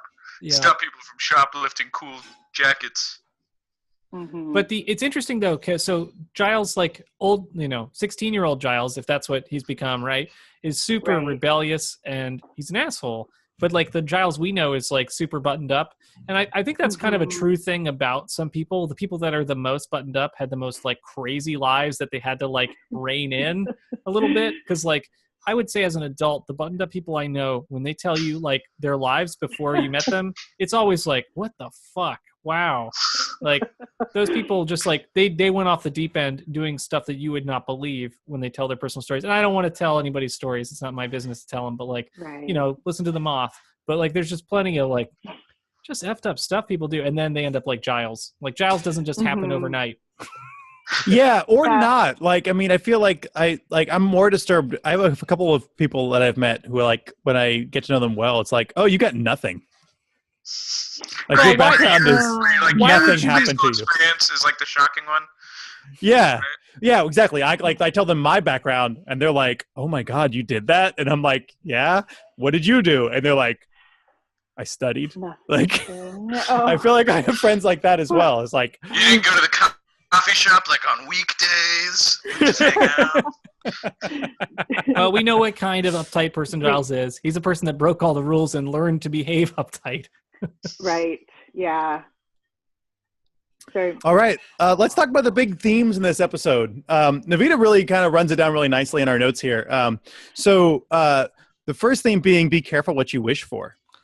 Right. Which is pretty true throughout Buffy. I mean, this one is the wish fulfillment in a way, because she wants her parents to back off, and she gets it. And then later she's like, I need an adult. So be careful what you wish for. And also about what maturity, the nature of maturity, I think. I think you have a nice comment here about that. Yeah, it doesn't take much to get people to kind of strip away that veneer of maturity. Like we were talking about, Giles has obviously put on this persona as he's grown up as an adult, but you get someone a couple of drinks in, you get someone with a little bit of whatever in their system or just outside of their comfort zone, and they change. They might revert back to that 16-year-old person. And I don't, someone did a little comment underneath that was awesome too. Yeah, that was me. The idea that like everybody, all the adult characters were kind of determined by who they were as adolescents in some way. So like there's this implicit thing, and it's been noted before about Snyder that like the reason Snyder's such a dick is because he can't get dates, or he feels awkward around women, or he doesn't know how to date properly. Like I feel like that's really underscored here, where he's trying to put the moves on Joyce, doesn't know how to do it, gets rejected. And that's why he's so outwardly hostile all the time. And I feel probably he was picked on, and those types of people like to be in control later because they're able to take charge of what their environment is like, and they're not going to let people give them guff. Like Snyder doesn't let Xander at the end call him Snyder. He's like, Principal Snyder to you. So yeah, that works. Well, definitely in TV writing, it's true. Adult selves are determined by insecure adolescent selves. Yeah, I feel like I'm just my teenage self with like a horrible skin suit all the time. I would agree. I feel like as an adult, I've just gotten better at picking my friends. That's about it. Trying to surround myself with people. Oh, wow. Thanks, Mike. Hey, no, I didn't mean to be insulting. I'm going to go to Turkey for a month now. You're uninvited to Thanksgiving, all of you. Shit. Obviously, I'm still talking to you guys. I love you guys, but I mean, as an adult, like in high school, like you're after like my friends after a massive selection process, right? Like, and then your adult self, like just meeting people that are also adults and behave responsibly. You can do that as an adult, and it's amazing. I feel like and the way you behave around other people, like if you want to get in shape, make friends with a lot of people who are in shape, and it'll all happen for you. You want to get like you want to make friends who like Buffy, you make a podcast and they just like appear. Buffy, it's right? Fantastic. Yeah. Buffy people turn out to be pretty great though. I think it's a good great. I don't know, it's like not that they need to build a dating site out of it or a friendship networking site, but like it's a good touchstone. Bad idea. So far, I've definitely made guys that I've dated watch Buffy and said, look, you will not understand me as a human being until you watch this show. So, yeah. I've tried that with girlfriends, and I feel like it's never totally succeeded. Yeah. Yeah, I've reached tolerance with girlfriends. I've never really reached acceptance of Buffy. But my current partner though has seen every episode of Buffy and every episode of Star Trek and Next Generation and Deep Space Nine and Voyager and Obviously, Enterprise. That's the one, right? Wow. That's it. Yeah, no, I haven't and even it's seen all of Enterprise. I mean, nothing but tolerance. It's nothing but it's not like enthusiasm. It's just like, all right. It's not like, let's sit down and watch Buffy again. Yeah, exactly. Yeah. I have a story about when I got divorced with my ex that we split up the DVDs, but we don't need to talk about that right now. It's actually a funny story, but you're lucky it's the first time on the show where I'd put it sounds like you got the Buffy DVDs. No, okay, I'll tell the story. It's not that long. So we're getting divorced, and I used to buy the Angel DVDs for him. He liked Angel better, and he used to buy the Buffy DVDs for me for Christmas. And when we were getting divorced, which was completely amicable, he said he was like going to take the Angel DVDs, and I looked him in the eye and said, "You're not going to split up Buffy and Angel again, are you?" And he's like, "I cannot believe you're doing this to me. I cannot believe it." So I have all of the DVDs, and he went and bought more Angel DVDs. That's tough. Yeah. but it was funny. It was funny. We were great. So yeah. Nievita, you suggest this may be a metaphor about drug use. What do you think? Well, I mean, it is, I think, but because obviously their personalities are changing based on this external substance that they're imbibing, either drug or alcohol use. I don't think they do it particularly well. I don't think they're necessarily, this is not the episode where Buffy hammers in the drug use metaphor, but I do believe that that's something that they're hinting at here. I get Anyone that. else? Yeah. Yeah, I mean, if that's true, it's in a way of like a writer who's never done any drugs, because it's so disconnected from like what that experience is, right? Because it's not like the main point of the episode, but it's just like right, yeah. Yeah, and another note you have, Nievita, and it's all your notes from here on out because you're they were better so at making good. notes. I didn't see a reason to comment on these. Yeah, I know. Me too. You It's like nailed it. I got to Nievita's notes and I was like, well, nothing else to add here. Nievita really, I think, points out really nicely that we get a little bit more about Joyce's character here than we've ever gotten before. I think so, because Joyce says things when she's regressed that I think are really important to Joyce as a person, because Agree. I'm going to go to my other set of notes where she says, like, as she's walking down Main Street with Giles, she says, like, basically that she feels like her old life of being a mom is a dream, and now she's just waking up. And then when Buffy sees her and Giles making out, Buffy's like, Joyce says something like, well, I don't get to say anything about you slaying, and so you don't get to say anything about me doing this. And I feel like it's a really, really clear representation of, like, she feels out of control. Joyce is out of control in this episode. And we don't get to see Joyce as a human very often, and we really do get to see her as a human here. Yeah, I think especially the first two seasons, Joyce wasn't a consistent personality. She was like whatever the mom needed to be for that episode. Right. So we're finally 3 seasons in, like, learning this character, you know. That's a good point, Dennis, because like she's been good mom, she's been like absent mom, she's been over-involved mom, she's been distant mom, but like it's like now she's becoming a real person. Yeah, depending on what some internal like, logic to her and stuff. Yeah, it's literally just whatever pressure the episode needed, Joyce is going to step in and fill those shoes. But here we actually get to see how she's feeling about it on the other side. It's great. I love Joyce. So nice. And Nievita, I can't put it better. You just wrap it up really nicely here. This is not the deepest episode ever, but it's tight, it's fast, and it ticks all the storylines forward. I totally agree. That's how I feel about this episode completely. It's just wall-to-wall fun. It is a lot of fun. And I wouldn't say that it's the one that you have to show someone if you're doing continuity necessarily. There are things in here that, you know, the storylines do progress, but it's all almost background scenes where you get the footsies and that kind of stuff, where you get the little bit of the mayor, or you get the little scene with Angel. But generally speaking, it's just fun. It's just a lot of fun. And I love Ethan. I'm always excited to see Ethan. Yeah, it's it's interesting because you brought up like trying to show this to somebody who maybe isn't like in it for the whole thing, right? And I feel like, and I think somebody else noted this in the notes, maybe Mike, that this idea of like playing characters against their type or playing characters against a normal character. I feel like this is something that has to be earned. And like this episode obviously wouldn't work in season 1 at all. And even Which after is why the Naked Now doesn't work, right? Right. It's why the Naked Now doesn't work. Exactly. So I was going to bring up Star Trek anyway.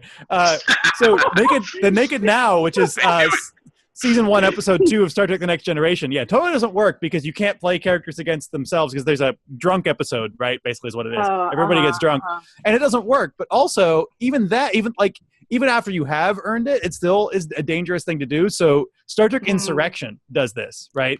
In Star Trek Insurrection, you have, everybody de-ages because of the magic of this certain planet. And one of the things that happens, like Worf gets like Klingon acne, and he gets like a big like Klingon pimple, which is like a special, it's called a gort, I think, if I remember right. But it doesn't work because they do it too much. It's like Data's against character, Worf's against character, Picard's everybody's against character, and it doesn't work because it's overdone. And right. At some point you need to see the character being themselves for that joke to work. I don't know. Yeah. Sorry, that's a gripe I have about Star Trek, but not related. I think in this one, if you really do look at these characters regressed, you get to see them you can actually see them grow into the people that you actually know and love. I mean, there are always moments of Ripper in Giles, and there are always moments of the dorky Joyce kid in Joyce. I mean, she was on the yearbook, I think it's the cheerleading episode where she says, well, I was editor of the yearbook. And it's like, you were a freaking dork, Joyce. And it's nice to see those characters and see that they actually became these people. I would say, John, that I think through the magic of television, or I guess I would say that a show can play against type in the first year. If that show, it won't work that year. I won't argue that. But if that show actually has, 2 or 3 more seasons, you could rewatch that episode, and it probably. That's what I'm going to put out. I mean, if it's well acted, well written. Naked Now is not a good example of that. Then. Yeah, but it is a very often referred to episode for one specific reason, right? Which is what? Oh, because the fully functional moment. Yeah. Yeah. Oh. Okay. Well, because we all want to think about having sex with Data. I mean, right? I mean, that's. I think even I know what that is. That moment is. I've not watched it. I understood the implication. I don't need to see this episode. Yeah. You really don't. If there's a Star Trek episode you want to skip, it's definitely high on the list. The Tribble episode. That seems like a skippable episode. That's a different Star Trek, Travis. Also, that episode is not skippable. Everything you just said is wrong, Travis. If only because you need to this into a Star Trek podcast. Too late. You need to watch The Trouble with Tribbles so that decades later you can understand trials and tribulations. Like it pays off in Deep Space Nine. I think I've seen that one. Or the Star Trek animated series episode, More Trouble with Tribbles. That's right. I'm trying to divert.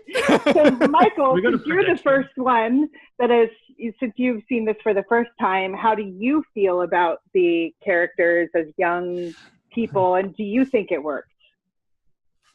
So I really enjoyed it, this episode, but I think there were like I think the biggest surprises are how much fun the principal is, right? I think we've said that repeatedly, right? He's super fun. And there's just like that odd moments at the Bronze, like that are really fun. Right. And like, the Giles and Joyce team trying to help Buffy is really weird. I'm surprised you can even like get them to like go with her or convince them to support her. I mean, I like it for what it reveals about the characters. I mean, the Giles stuff is just so surprising, like how he acts. Like, I think that was the most upended one for me, like seeing Giles act out.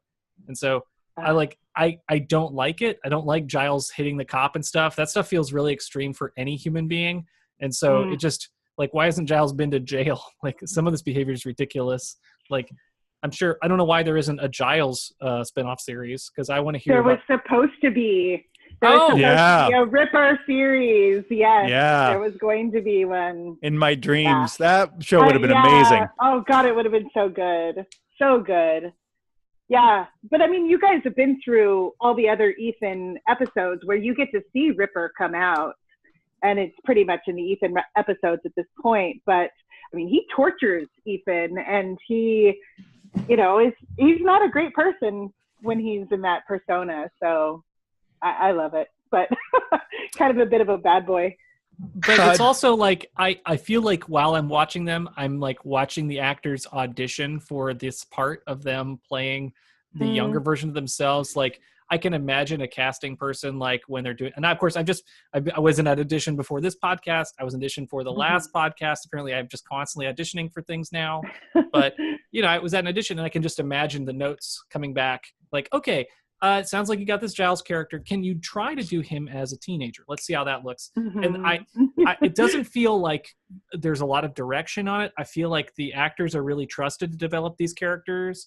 and I don't think that the director is really stepping in to tell them how to perform these characters, because like it's really fun, but the characters feels totally unhinged and like they're boundaryless. Like the same Giles that's like you know, they're playing such strange teens from the eras that they're from. So it's like they're leaning into some of these tropes and stereotypes of how those people, what those ages are apparently like, and how people behaved in the language from those times. It just, it's like a great acting moment, and like I think everyone does okay, but I totally feel like I'm watching the audition for it, and I'm not seeing the final draft. Like these are good, these are fine for TV performances. I think for film performances, we'd all be disappointed. Like they're caricatures of the characters. Yeah, but it's a silly episode too. Like I mean, it fits the tone of the episode. Well, you got to move fast too. Like you got to get these characters to like these fun dramatic points, so they got to drop inhibitions immediately. Right. Yeah. I think there is some great shoulder scenes where you're starting to see them break down.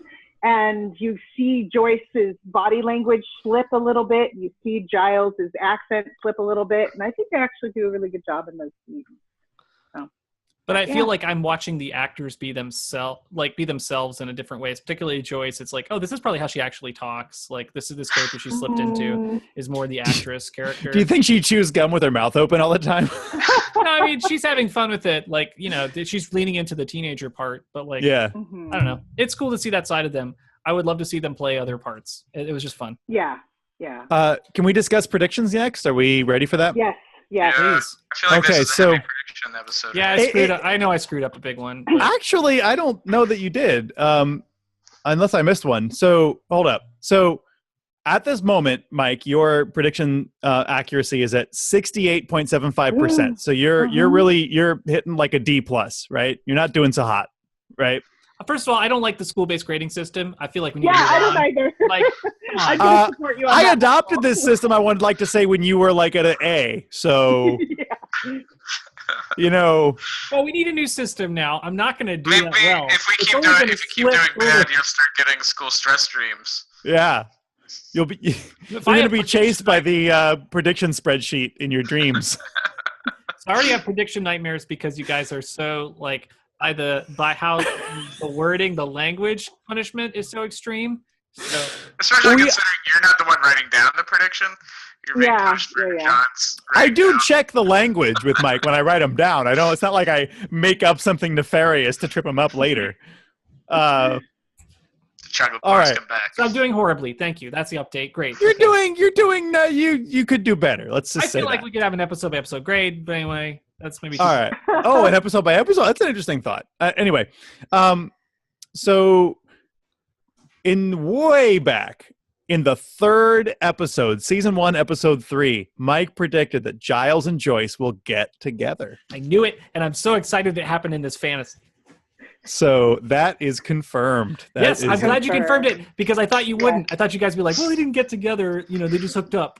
I mean, whatever. maybe does the Rogues Gallery want to object? I feel like giving it to them. You guys did kind of break it down on the last or the one before. Yes. Getting together. So.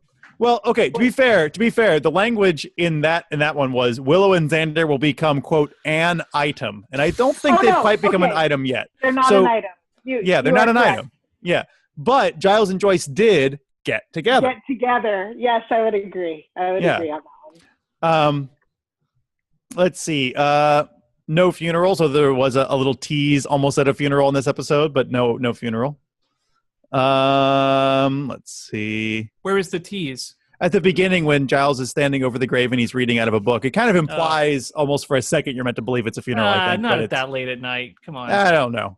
Anyway, in season 2, episode 8, the last appearance of Ethan Rayne, Mike predicted that Ethan Rayne will appear again. That is also confirmed. All right, great. Guess what? He's going to come back. I don't know. I should probably be more specific. He's back again. You're doubling up? All right. Let's see. So this one's interesting, and I think we're going to go ahead and Dennis and I discussed this briefly when you were not on the mic, Mike. Uh-oh. But I think we're going to go ahead and give you this one, even though we probably shouldn't. I don't know. I think there's an argument to be made, but we're going to give it to you. So In season 2, episode 8, Mike, you predicted that Giles will not have his tattoo removed. We see his tattoo in this episode. Even though he could still have it removed later, we're going to go ahead and give it to you that he didn't get it removed. Because he should have gotten it removed. They had to have purposely given him that tattoo for this episode as a callback to that. So I think I'm giving that to Mike. That's a good prediction. Yeah, we're going to give that to Mike. If he was going to get it removed, it would have been shortly after that incident, I would think. And he doesn't ever get it removed. Interesting. Let's see. Interesting point, just for fun. Mike, you predicted that Jenny Calendar would sleep with Giles. Turns out she wasn't the one who ended up sleeping with Giles. But we thought she did. No, we decided she didn't. We decided that Jenny Calendar and Giles did not have sex in season 2. They were getting ready to. I think that was going to be the one. Let's see. Going through. Oh, here we go. This one I think is kind of interesting. This is not one we can confirm or deny, but in season 2, episode 17, Michael, you predicted that Giles will never go to jail. I think this is in support of that prediction, but it's not confirmed yet. I don't remember why I made that prediction. He did steal a gun from a cop, but apparently no repercussions. Just that's, he may still go to jail someday. We don't know. 16-year-old Giles may have gone to jail, but yes, I would guess he'd at least been in the drunk tank, which is, at one point or another. In season 3, episode 2, Mike, you predicted that Giles and Joyce will hang out as friends. That also happened this episode. That is also confirmed. Yay! Oh, it's in a Bizarro universe. This is great. A Bizarro universe where you get a lot of predictions confirmed? Yeah, no, I love it. This one's interesting. So this one is not confirmed or denied yet, but I want to point this out so we can keep track of it. Mike, recently 2 episodes ago, you predicted that Mr. Trick and the mayor will only have one caper together before their partnership ends. Yep. They've had their one caper. They've had one. If they have one more, Mike, you lose that prediction. Yeah. So was that during Homecoming? Was the prediction that they would have one? Yeah, because he was recruited last episode of her Homecoming, and then the mayor's gets the police to deliver. Yeah, I'm sorry, I have that listed wrong. I think I have that listed as episode 4, but that's actually episode 5. I think I have that wrong in the spreadsheet. I feel like Trick would be an idiot to work with the mayor again. They clearly totally botched this thing. And also at the end, the mayor's like, just don't do any more favors for me, which implies that it will. It implies. It implies. So we'll see. I think Trick is going to be an independent operative after this, and his next caper will be his last, and that's going to be my next prediction. Trick will have another, mission, but not with the mayor. Hold on. Okay. Mike wrote his predictions down. I've got them copied and pasted here in the spreadsheet, but I'm going to have to get some clarifying language on some of these. Okay, sure. I think, though, that means that all of your predictions this episode, we only have confirmations. We have no denials. What a great episode. What did I mess up? Because Mike, you said you thought you screwed one up. What did I mess up? So when you just brought up the Trick thing, I thought that was going to be. You're like, well. Oh no. Yeah, I like how you brought that up. That's cool. You've only got the one. In my mind, I actually was hoping that Trick was going to get killed this episode, so that I could confirm that one. So when Trick got away, I was like, I got to make a prediction about this. We don't know. He could have another collaboration with the mayor or not. We have no idea at this point, right? Mm-hmm. Yeah. Right. All right. So Mike, the Trick's. That final thing where he makes a fire joke after Buffy sets the demon on fire. I was like, shut up, Trick. So, Mike, will you go through your predictions one at a time at the bottom of the sheet so I can clarify these? Sure. So the first prediction here is Giles and Joyce are not going to work together to raise Buffy. Now, there's that moment. What does that mean? That's vague. Mm-hmm. I know. Mm-hmm. It's just there's that moment this episode where they're connected at the house at Joyce's place, and they're talking about clearly they've had a meeting, a summit to discuss, how they can schedule Buffy. Of course, it's for the show's story about, how Buffy doesn't want that kind of thing to happen. So I don't think that they are going to work together like that. I don't think Giles is going to be coming to the house again. I think all right, wait a second. So I think that's a different type of prediction. There's 2 options here. Okay. I think you can leave this prediction as you wrote it, in which case myself and Dennis and Travis will interpret it as we see fit. Mm-hmm. Or you can clarify the prediction as, Giles will not visit the house or something like that. No, I mean, he stops by every now and then. I just mean that they're not coordinating Buffy's Slayer schedule against her, like her schedule with her mom. Like, I mean, that's what this episode's about. Right? Do you want to clarify that Giles and Joyce will not coordinate on Buffy's schedule further? Right.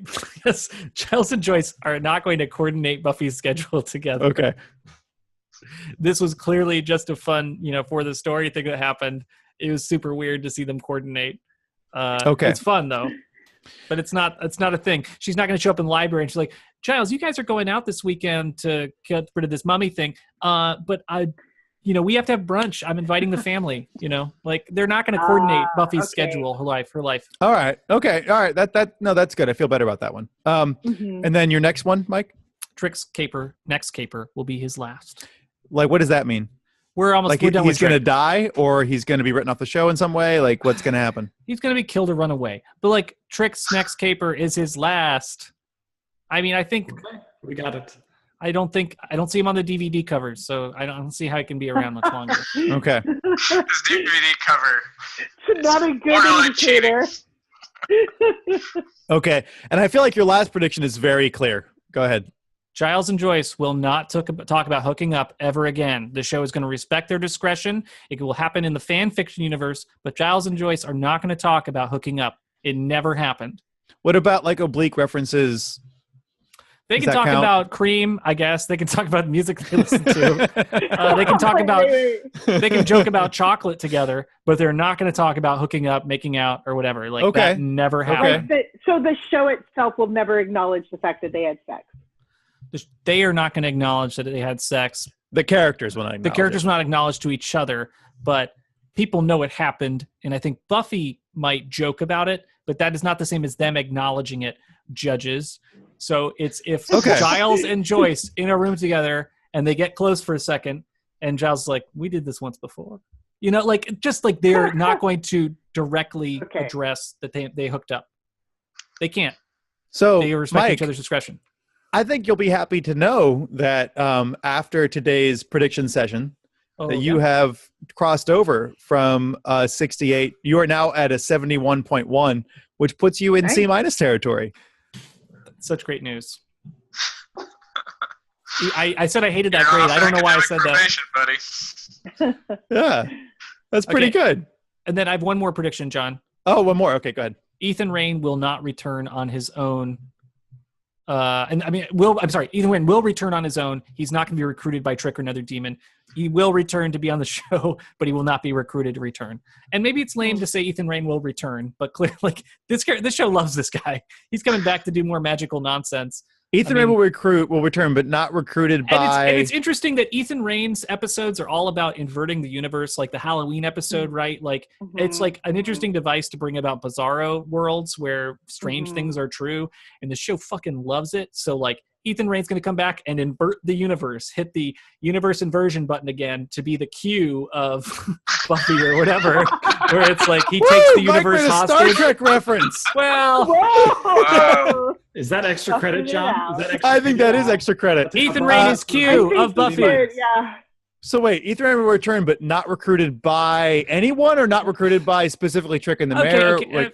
It doesn't matter. On its own he will return of his own volition. Okay, so it's two predictions. One, Ethan Rayne will return. Two, Ethan Rayne, when he returns, so an Ethan Rayne episode is a universe inversion episode. That's what I'm defining as an Ethan Rayne episode. It will happen again. Okay. He inverts the universe. That's why we bring him back. So show writers are like, it'd be really neat if ...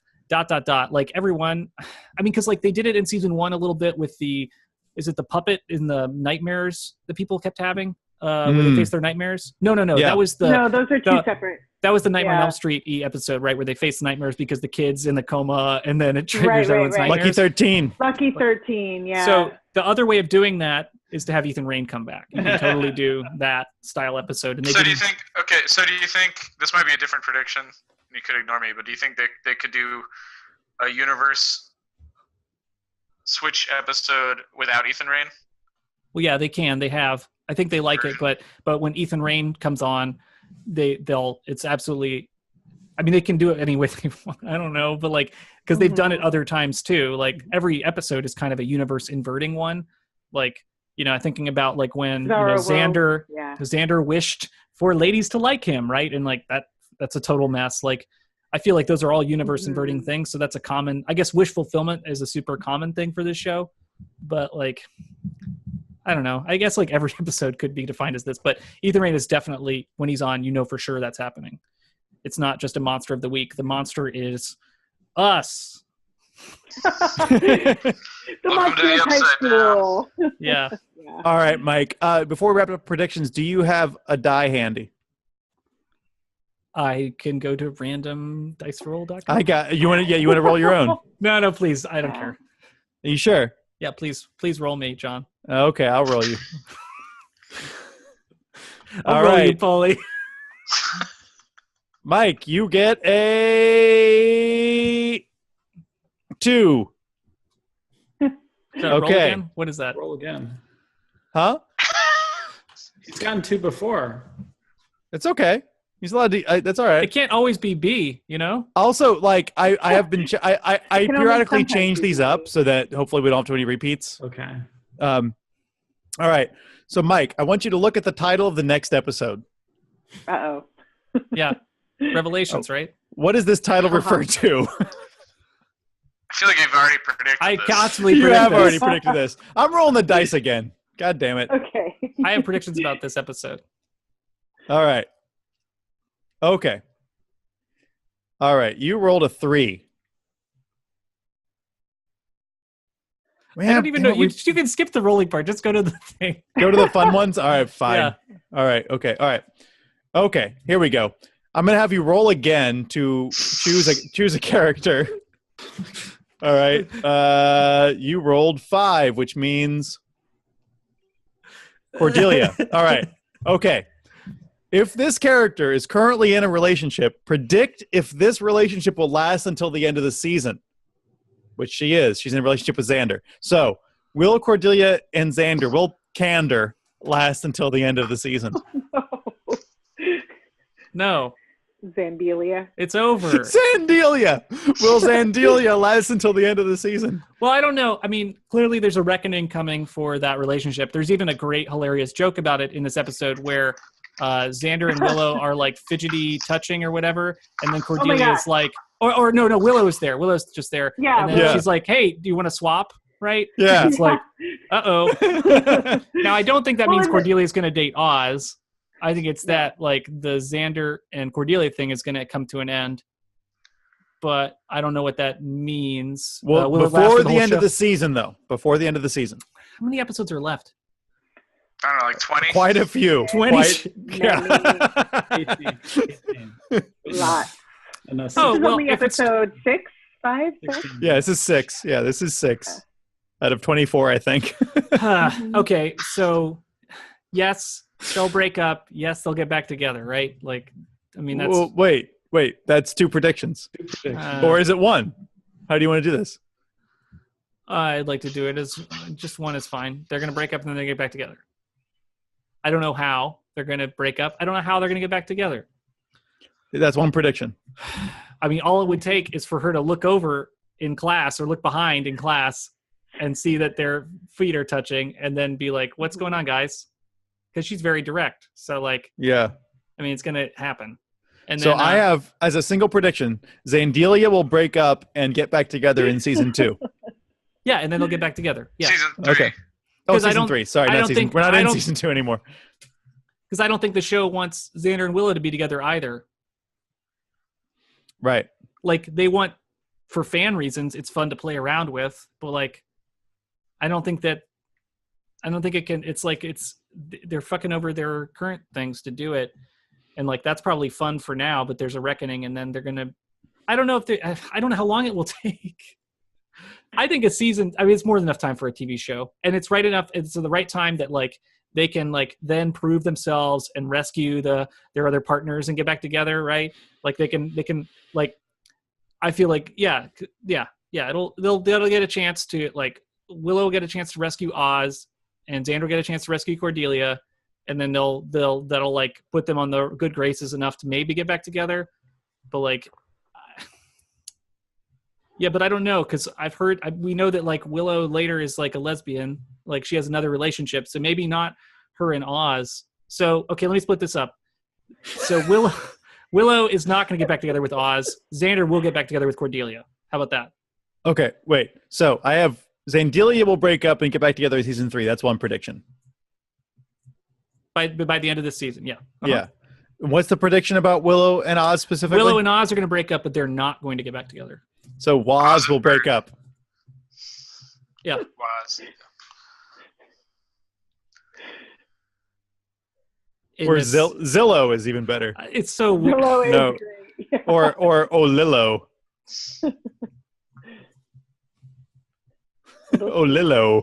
Or but I can't believe the show is letting this carry on for so long. I mean, it's making me crazy. All right. Dennis, body count? Shall we move on to body count? Yes. Yeah. It was... Okay, so here's the thing, is our on-screen death was only 1 human, 4 vampires, and 1 stupid demon. But I feel like there's more death implied in the chaos of the night. Like, it's purge night, basically, so there's got to be some, like, murders we don't see. But it was interesting that there aren't any vampires killing anybody. Yeah, like, especially because they only needed 4 for that sacrifice. Yeah. Sunnydale is a vampire town. Yeah. But yeah, humans 1, vampires 4, demons 1. Unless we can guess there's more off-screen. Say that again? Vampires 4, humans 1, demon 1. Oh, that's interesting. Okay. That's a little different than what the Buffy wiki has. Oh, what does the Buffy wiki have? Buffy has that, or the wiki has that Buffy dusted 3 vampires. Oh, I see. No, you're right. No, they have the same thing. My bad. I'm dumb. Sorry. Okay. I can't count. She dusts 1 at the beginning and then 3 in the finale. Yeah, no, they have that 3 were dusted by Buffy. Laconis eats 1 vampire, so total of 4, and then Mr. Trick eats the kills the 1 guy in the factory, and then Laconis himself. Yeah. So it's basically the same as what you come up with. All right. Want to do recommendations? Recommendations, yes, Dennis, please. I recommend the movie The Stuff. Yeah, good call. Food makes people, not who they really are kind of movie. Definitely a big 80s movie. It's such a good movie. I was thinking about children or baby sacrifice movies. And there's a current one, but I feel like it would be spoiling it to recommend it because it happens at the end. But The 3 Extremes? What? The 3 Extremes? No. What's the 3 Extremes? 3 Extremes is that it's like an anthology movie, and there's a Takashi Miike short where like there's dumplings that try to be fetus dumplings. Oh, I didn't see that.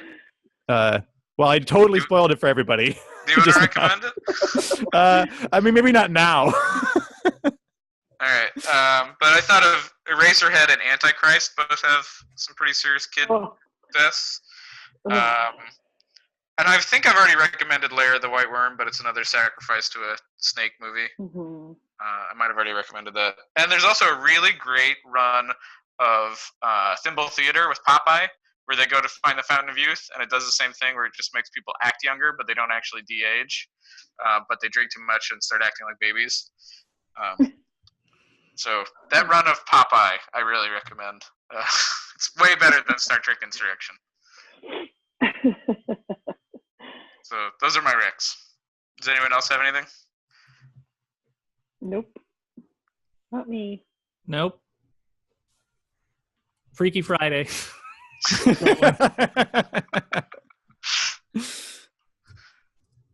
That's the one, of course, where Jamie Lee Curtis acts like her mom, right? Yeah, it's a great one. And then I think there's a remake with her as the mom, right? Like they totally. It's Hillary it's not Duff? Jamie Lee Curtis in the original. It's fuck. What's her name from Taxi Driver. Jodie Foster? Jodie Foster. Yeah. Okay, time for a Google on this one. Yeah, Jodie Foster. You got it. So yeah, Freaky Friday. Both of them are great. Everybody loves Freaky Friday. Well, cool. All right. Where do we find out about Buffy Virgin? You've already listened to the whole thing, which is great. So you probably know everything. Yeah, we're 2 hours in now, so you're probably a huge fan. Yeah, thank you for tuning in this far. Gosh, super fans. This is great. I'm really bad at remembering all this stuff. Dennis, what's our social media stuff? You can find us on Twitter at Buffy Virgin Pod, on Instagram at Buffy Virgin, on Facebook.com/Buffy Virgin. Please subscribe, follow, like, enjoy. Heart. Mm-hmm. Oh, and of course, if you are into Dennis St. John, and we are all into Dennis St. John, you have a new book out, Dennis. I do. The Land of Many Monsters and Many More Monster Tales. One-man anthology piece. 112 pages of monsters. Travis is holding it up right now for the YouTube. Yes, my copy's on order. It's coming. Awesome. It's, I'm proud of it. I can honestly say, like, I'm proud of this work. It's like weird shit. So I hope if you like the shit I say on this podcast, you probably like my comic. You can tell I'm very inspired by Buffy in my monster comics. All right, thank you. Thanks It can't be helped. The forward in this book is just so sweet. Like, I learned things about your life in this forward. Like, I feel like I understand you better, even though I didn't understand this part of you. Like, I understand different parts of you, right? So the forward is written by Stephen Bissett. Who's been on the podcast. Forward, So it's an awesome forward. Oh, what? Well, can you tease out something, Travis, or what do you mean? Like something from the forward? I guess you've teased it. We all want to read it now. Just for the forward. Because basically in my own personal life, I was going through a lot when Dennis was in Vermont. So like I learned like a little bit, learned more about like the details, right? Of like what happened at the cartoon school? Yeah, between 2007 and 2012. 13, yeah. 12, 13, yeah. Mm-hmm. Like, it's just fun to see that, like, that side of you in this. Yeah. So it's cool. It's really cool, actually. If you know me and want to know more about my life in Vermont, you can also. But to talk about Buffy brain for a second, like, it's definitely infected me. Like, we've been doing this for a year, and I've been writing a Buffy-inspired short story that I shared with my wife the other day, and she was like, "Whoa, that stuff's gotten to you." Yeah. Wait. When do we get to read this, Mike? I mean, I could read you parts of it if you want, but it's urban fantasy. It takes place in high school. Anyway, you know what this stuff is like. Nice. I'm not sure I do. I'm kind of curious. So my main character, she's a librarian, not inspired by Giles, but that's like the type of thing that she is, and she can learn stuff really easily, and that's her power. She doesn't have to read something twice, just once, or she could see something and imitate it. But, she's only so, it's hard to totally understand something just by imitating it. So she gets some things wrong. Anyway, that sounds good. Power. That's awesome. Sounds like it'll be YA. So anyway, I'm enjoying it. Kindle Unlimited allows you to publish things pretty easily. So is this already published? No, not yet. No. I'm not trying to steal Dennis's thing. Sorry. I was just talking about the fact that the Buffy brain thing is real and that it totally inspires you to go do stuff like it. Mm-hmm. So I got where Twilight comes from. Nobody gets where Twilight comes from. Come on. It comes from Forks. I have a friend who grew up in Forks, Washington, and she's like, I hate that people know what the town I grew up in now because of Twilight. And on that, is your stuff going to go live? We should not maybe talk about that then. Your video project. Oh, yeah, I'm doing a thing on Facebook. It won't go live anytime soon, but I just every once in a while I've got a huge collection of VHS tapes that I found in the dumpster. Just not one dumpster, but several over the course of about 20 years. And sounds terrifying. No. So I've been broadcasting them live on Facebook Live because I'm going to move to the UK eventually, and I can't take 20 years worth of VHS tapes with me. So they got to go somewhere. Storage pod. You say that now. Storage pod. And I'm bringing back My Amazing Basement. We're shooting some stuff. So. Oh, hooray! That's my favorite YouTube channel. Yeah. It's going to be called In My Garage, and I can tease the intro music for you guys to this one. Wait, you're not going to sing the intro this time? Oh, it's a new intro because it's called In My Garage now. But you're still going to sing it? Yeah, I'm still going to sing it. So let me just share my screen. Hold on. This is going to be a random Facebook share because it's in a Facebook Messenger app. I see what I see. They call me Michael Poli. In the garage. So that's it. That's in the garage. Oh. My character is going to be a little sad. It's going to be great. It's like that Weezer song, In the Garage. Oh, yeah. No, it's exactly that song. Okay. But just that part. That's great. Anyway. I want to acknowledge that you did a really great rap last week that we... Mm-hmm. For those who don't know, we didn't actually get to listen to that live, so our reactions were fake. Oh, we were no. Like, ha, ha, ha, ha. So I just want to acknowledge that was really awesome summary you did last week. Thanks. I didn't feel like I did as thorough a summary as Travis did, but I definitely enjoyed it. Travis's summary was from another planet. That was fantastic. I've never... That was some That's linguistic what it's like all the time. Things happening. Oh my god! I loved it. That was really good. All right, let's close the show down. Yeah, let's. Turn off your stuff. I'm just gonna press stop. But you want to? 2 hours 15 minutes is that's a podcast. That's. I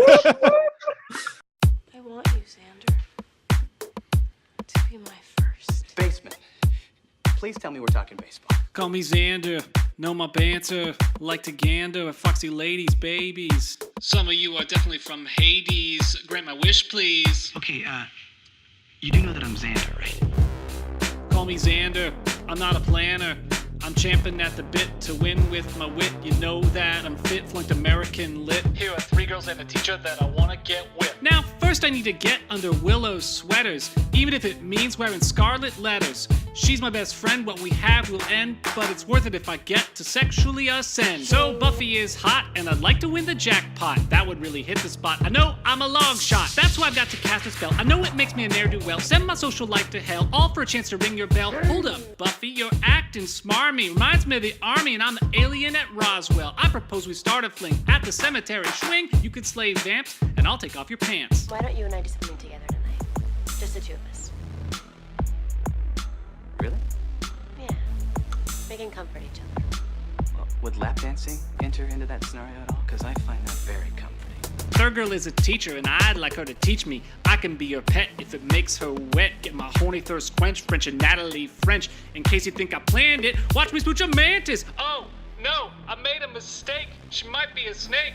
Buffy, please save me. I don't have a steak. The 4th girl is Cordelia. She's my big deal. I gave her a locket as a memorabilia, but she doesn't see me unless I'm in a speedy. What do I do, B?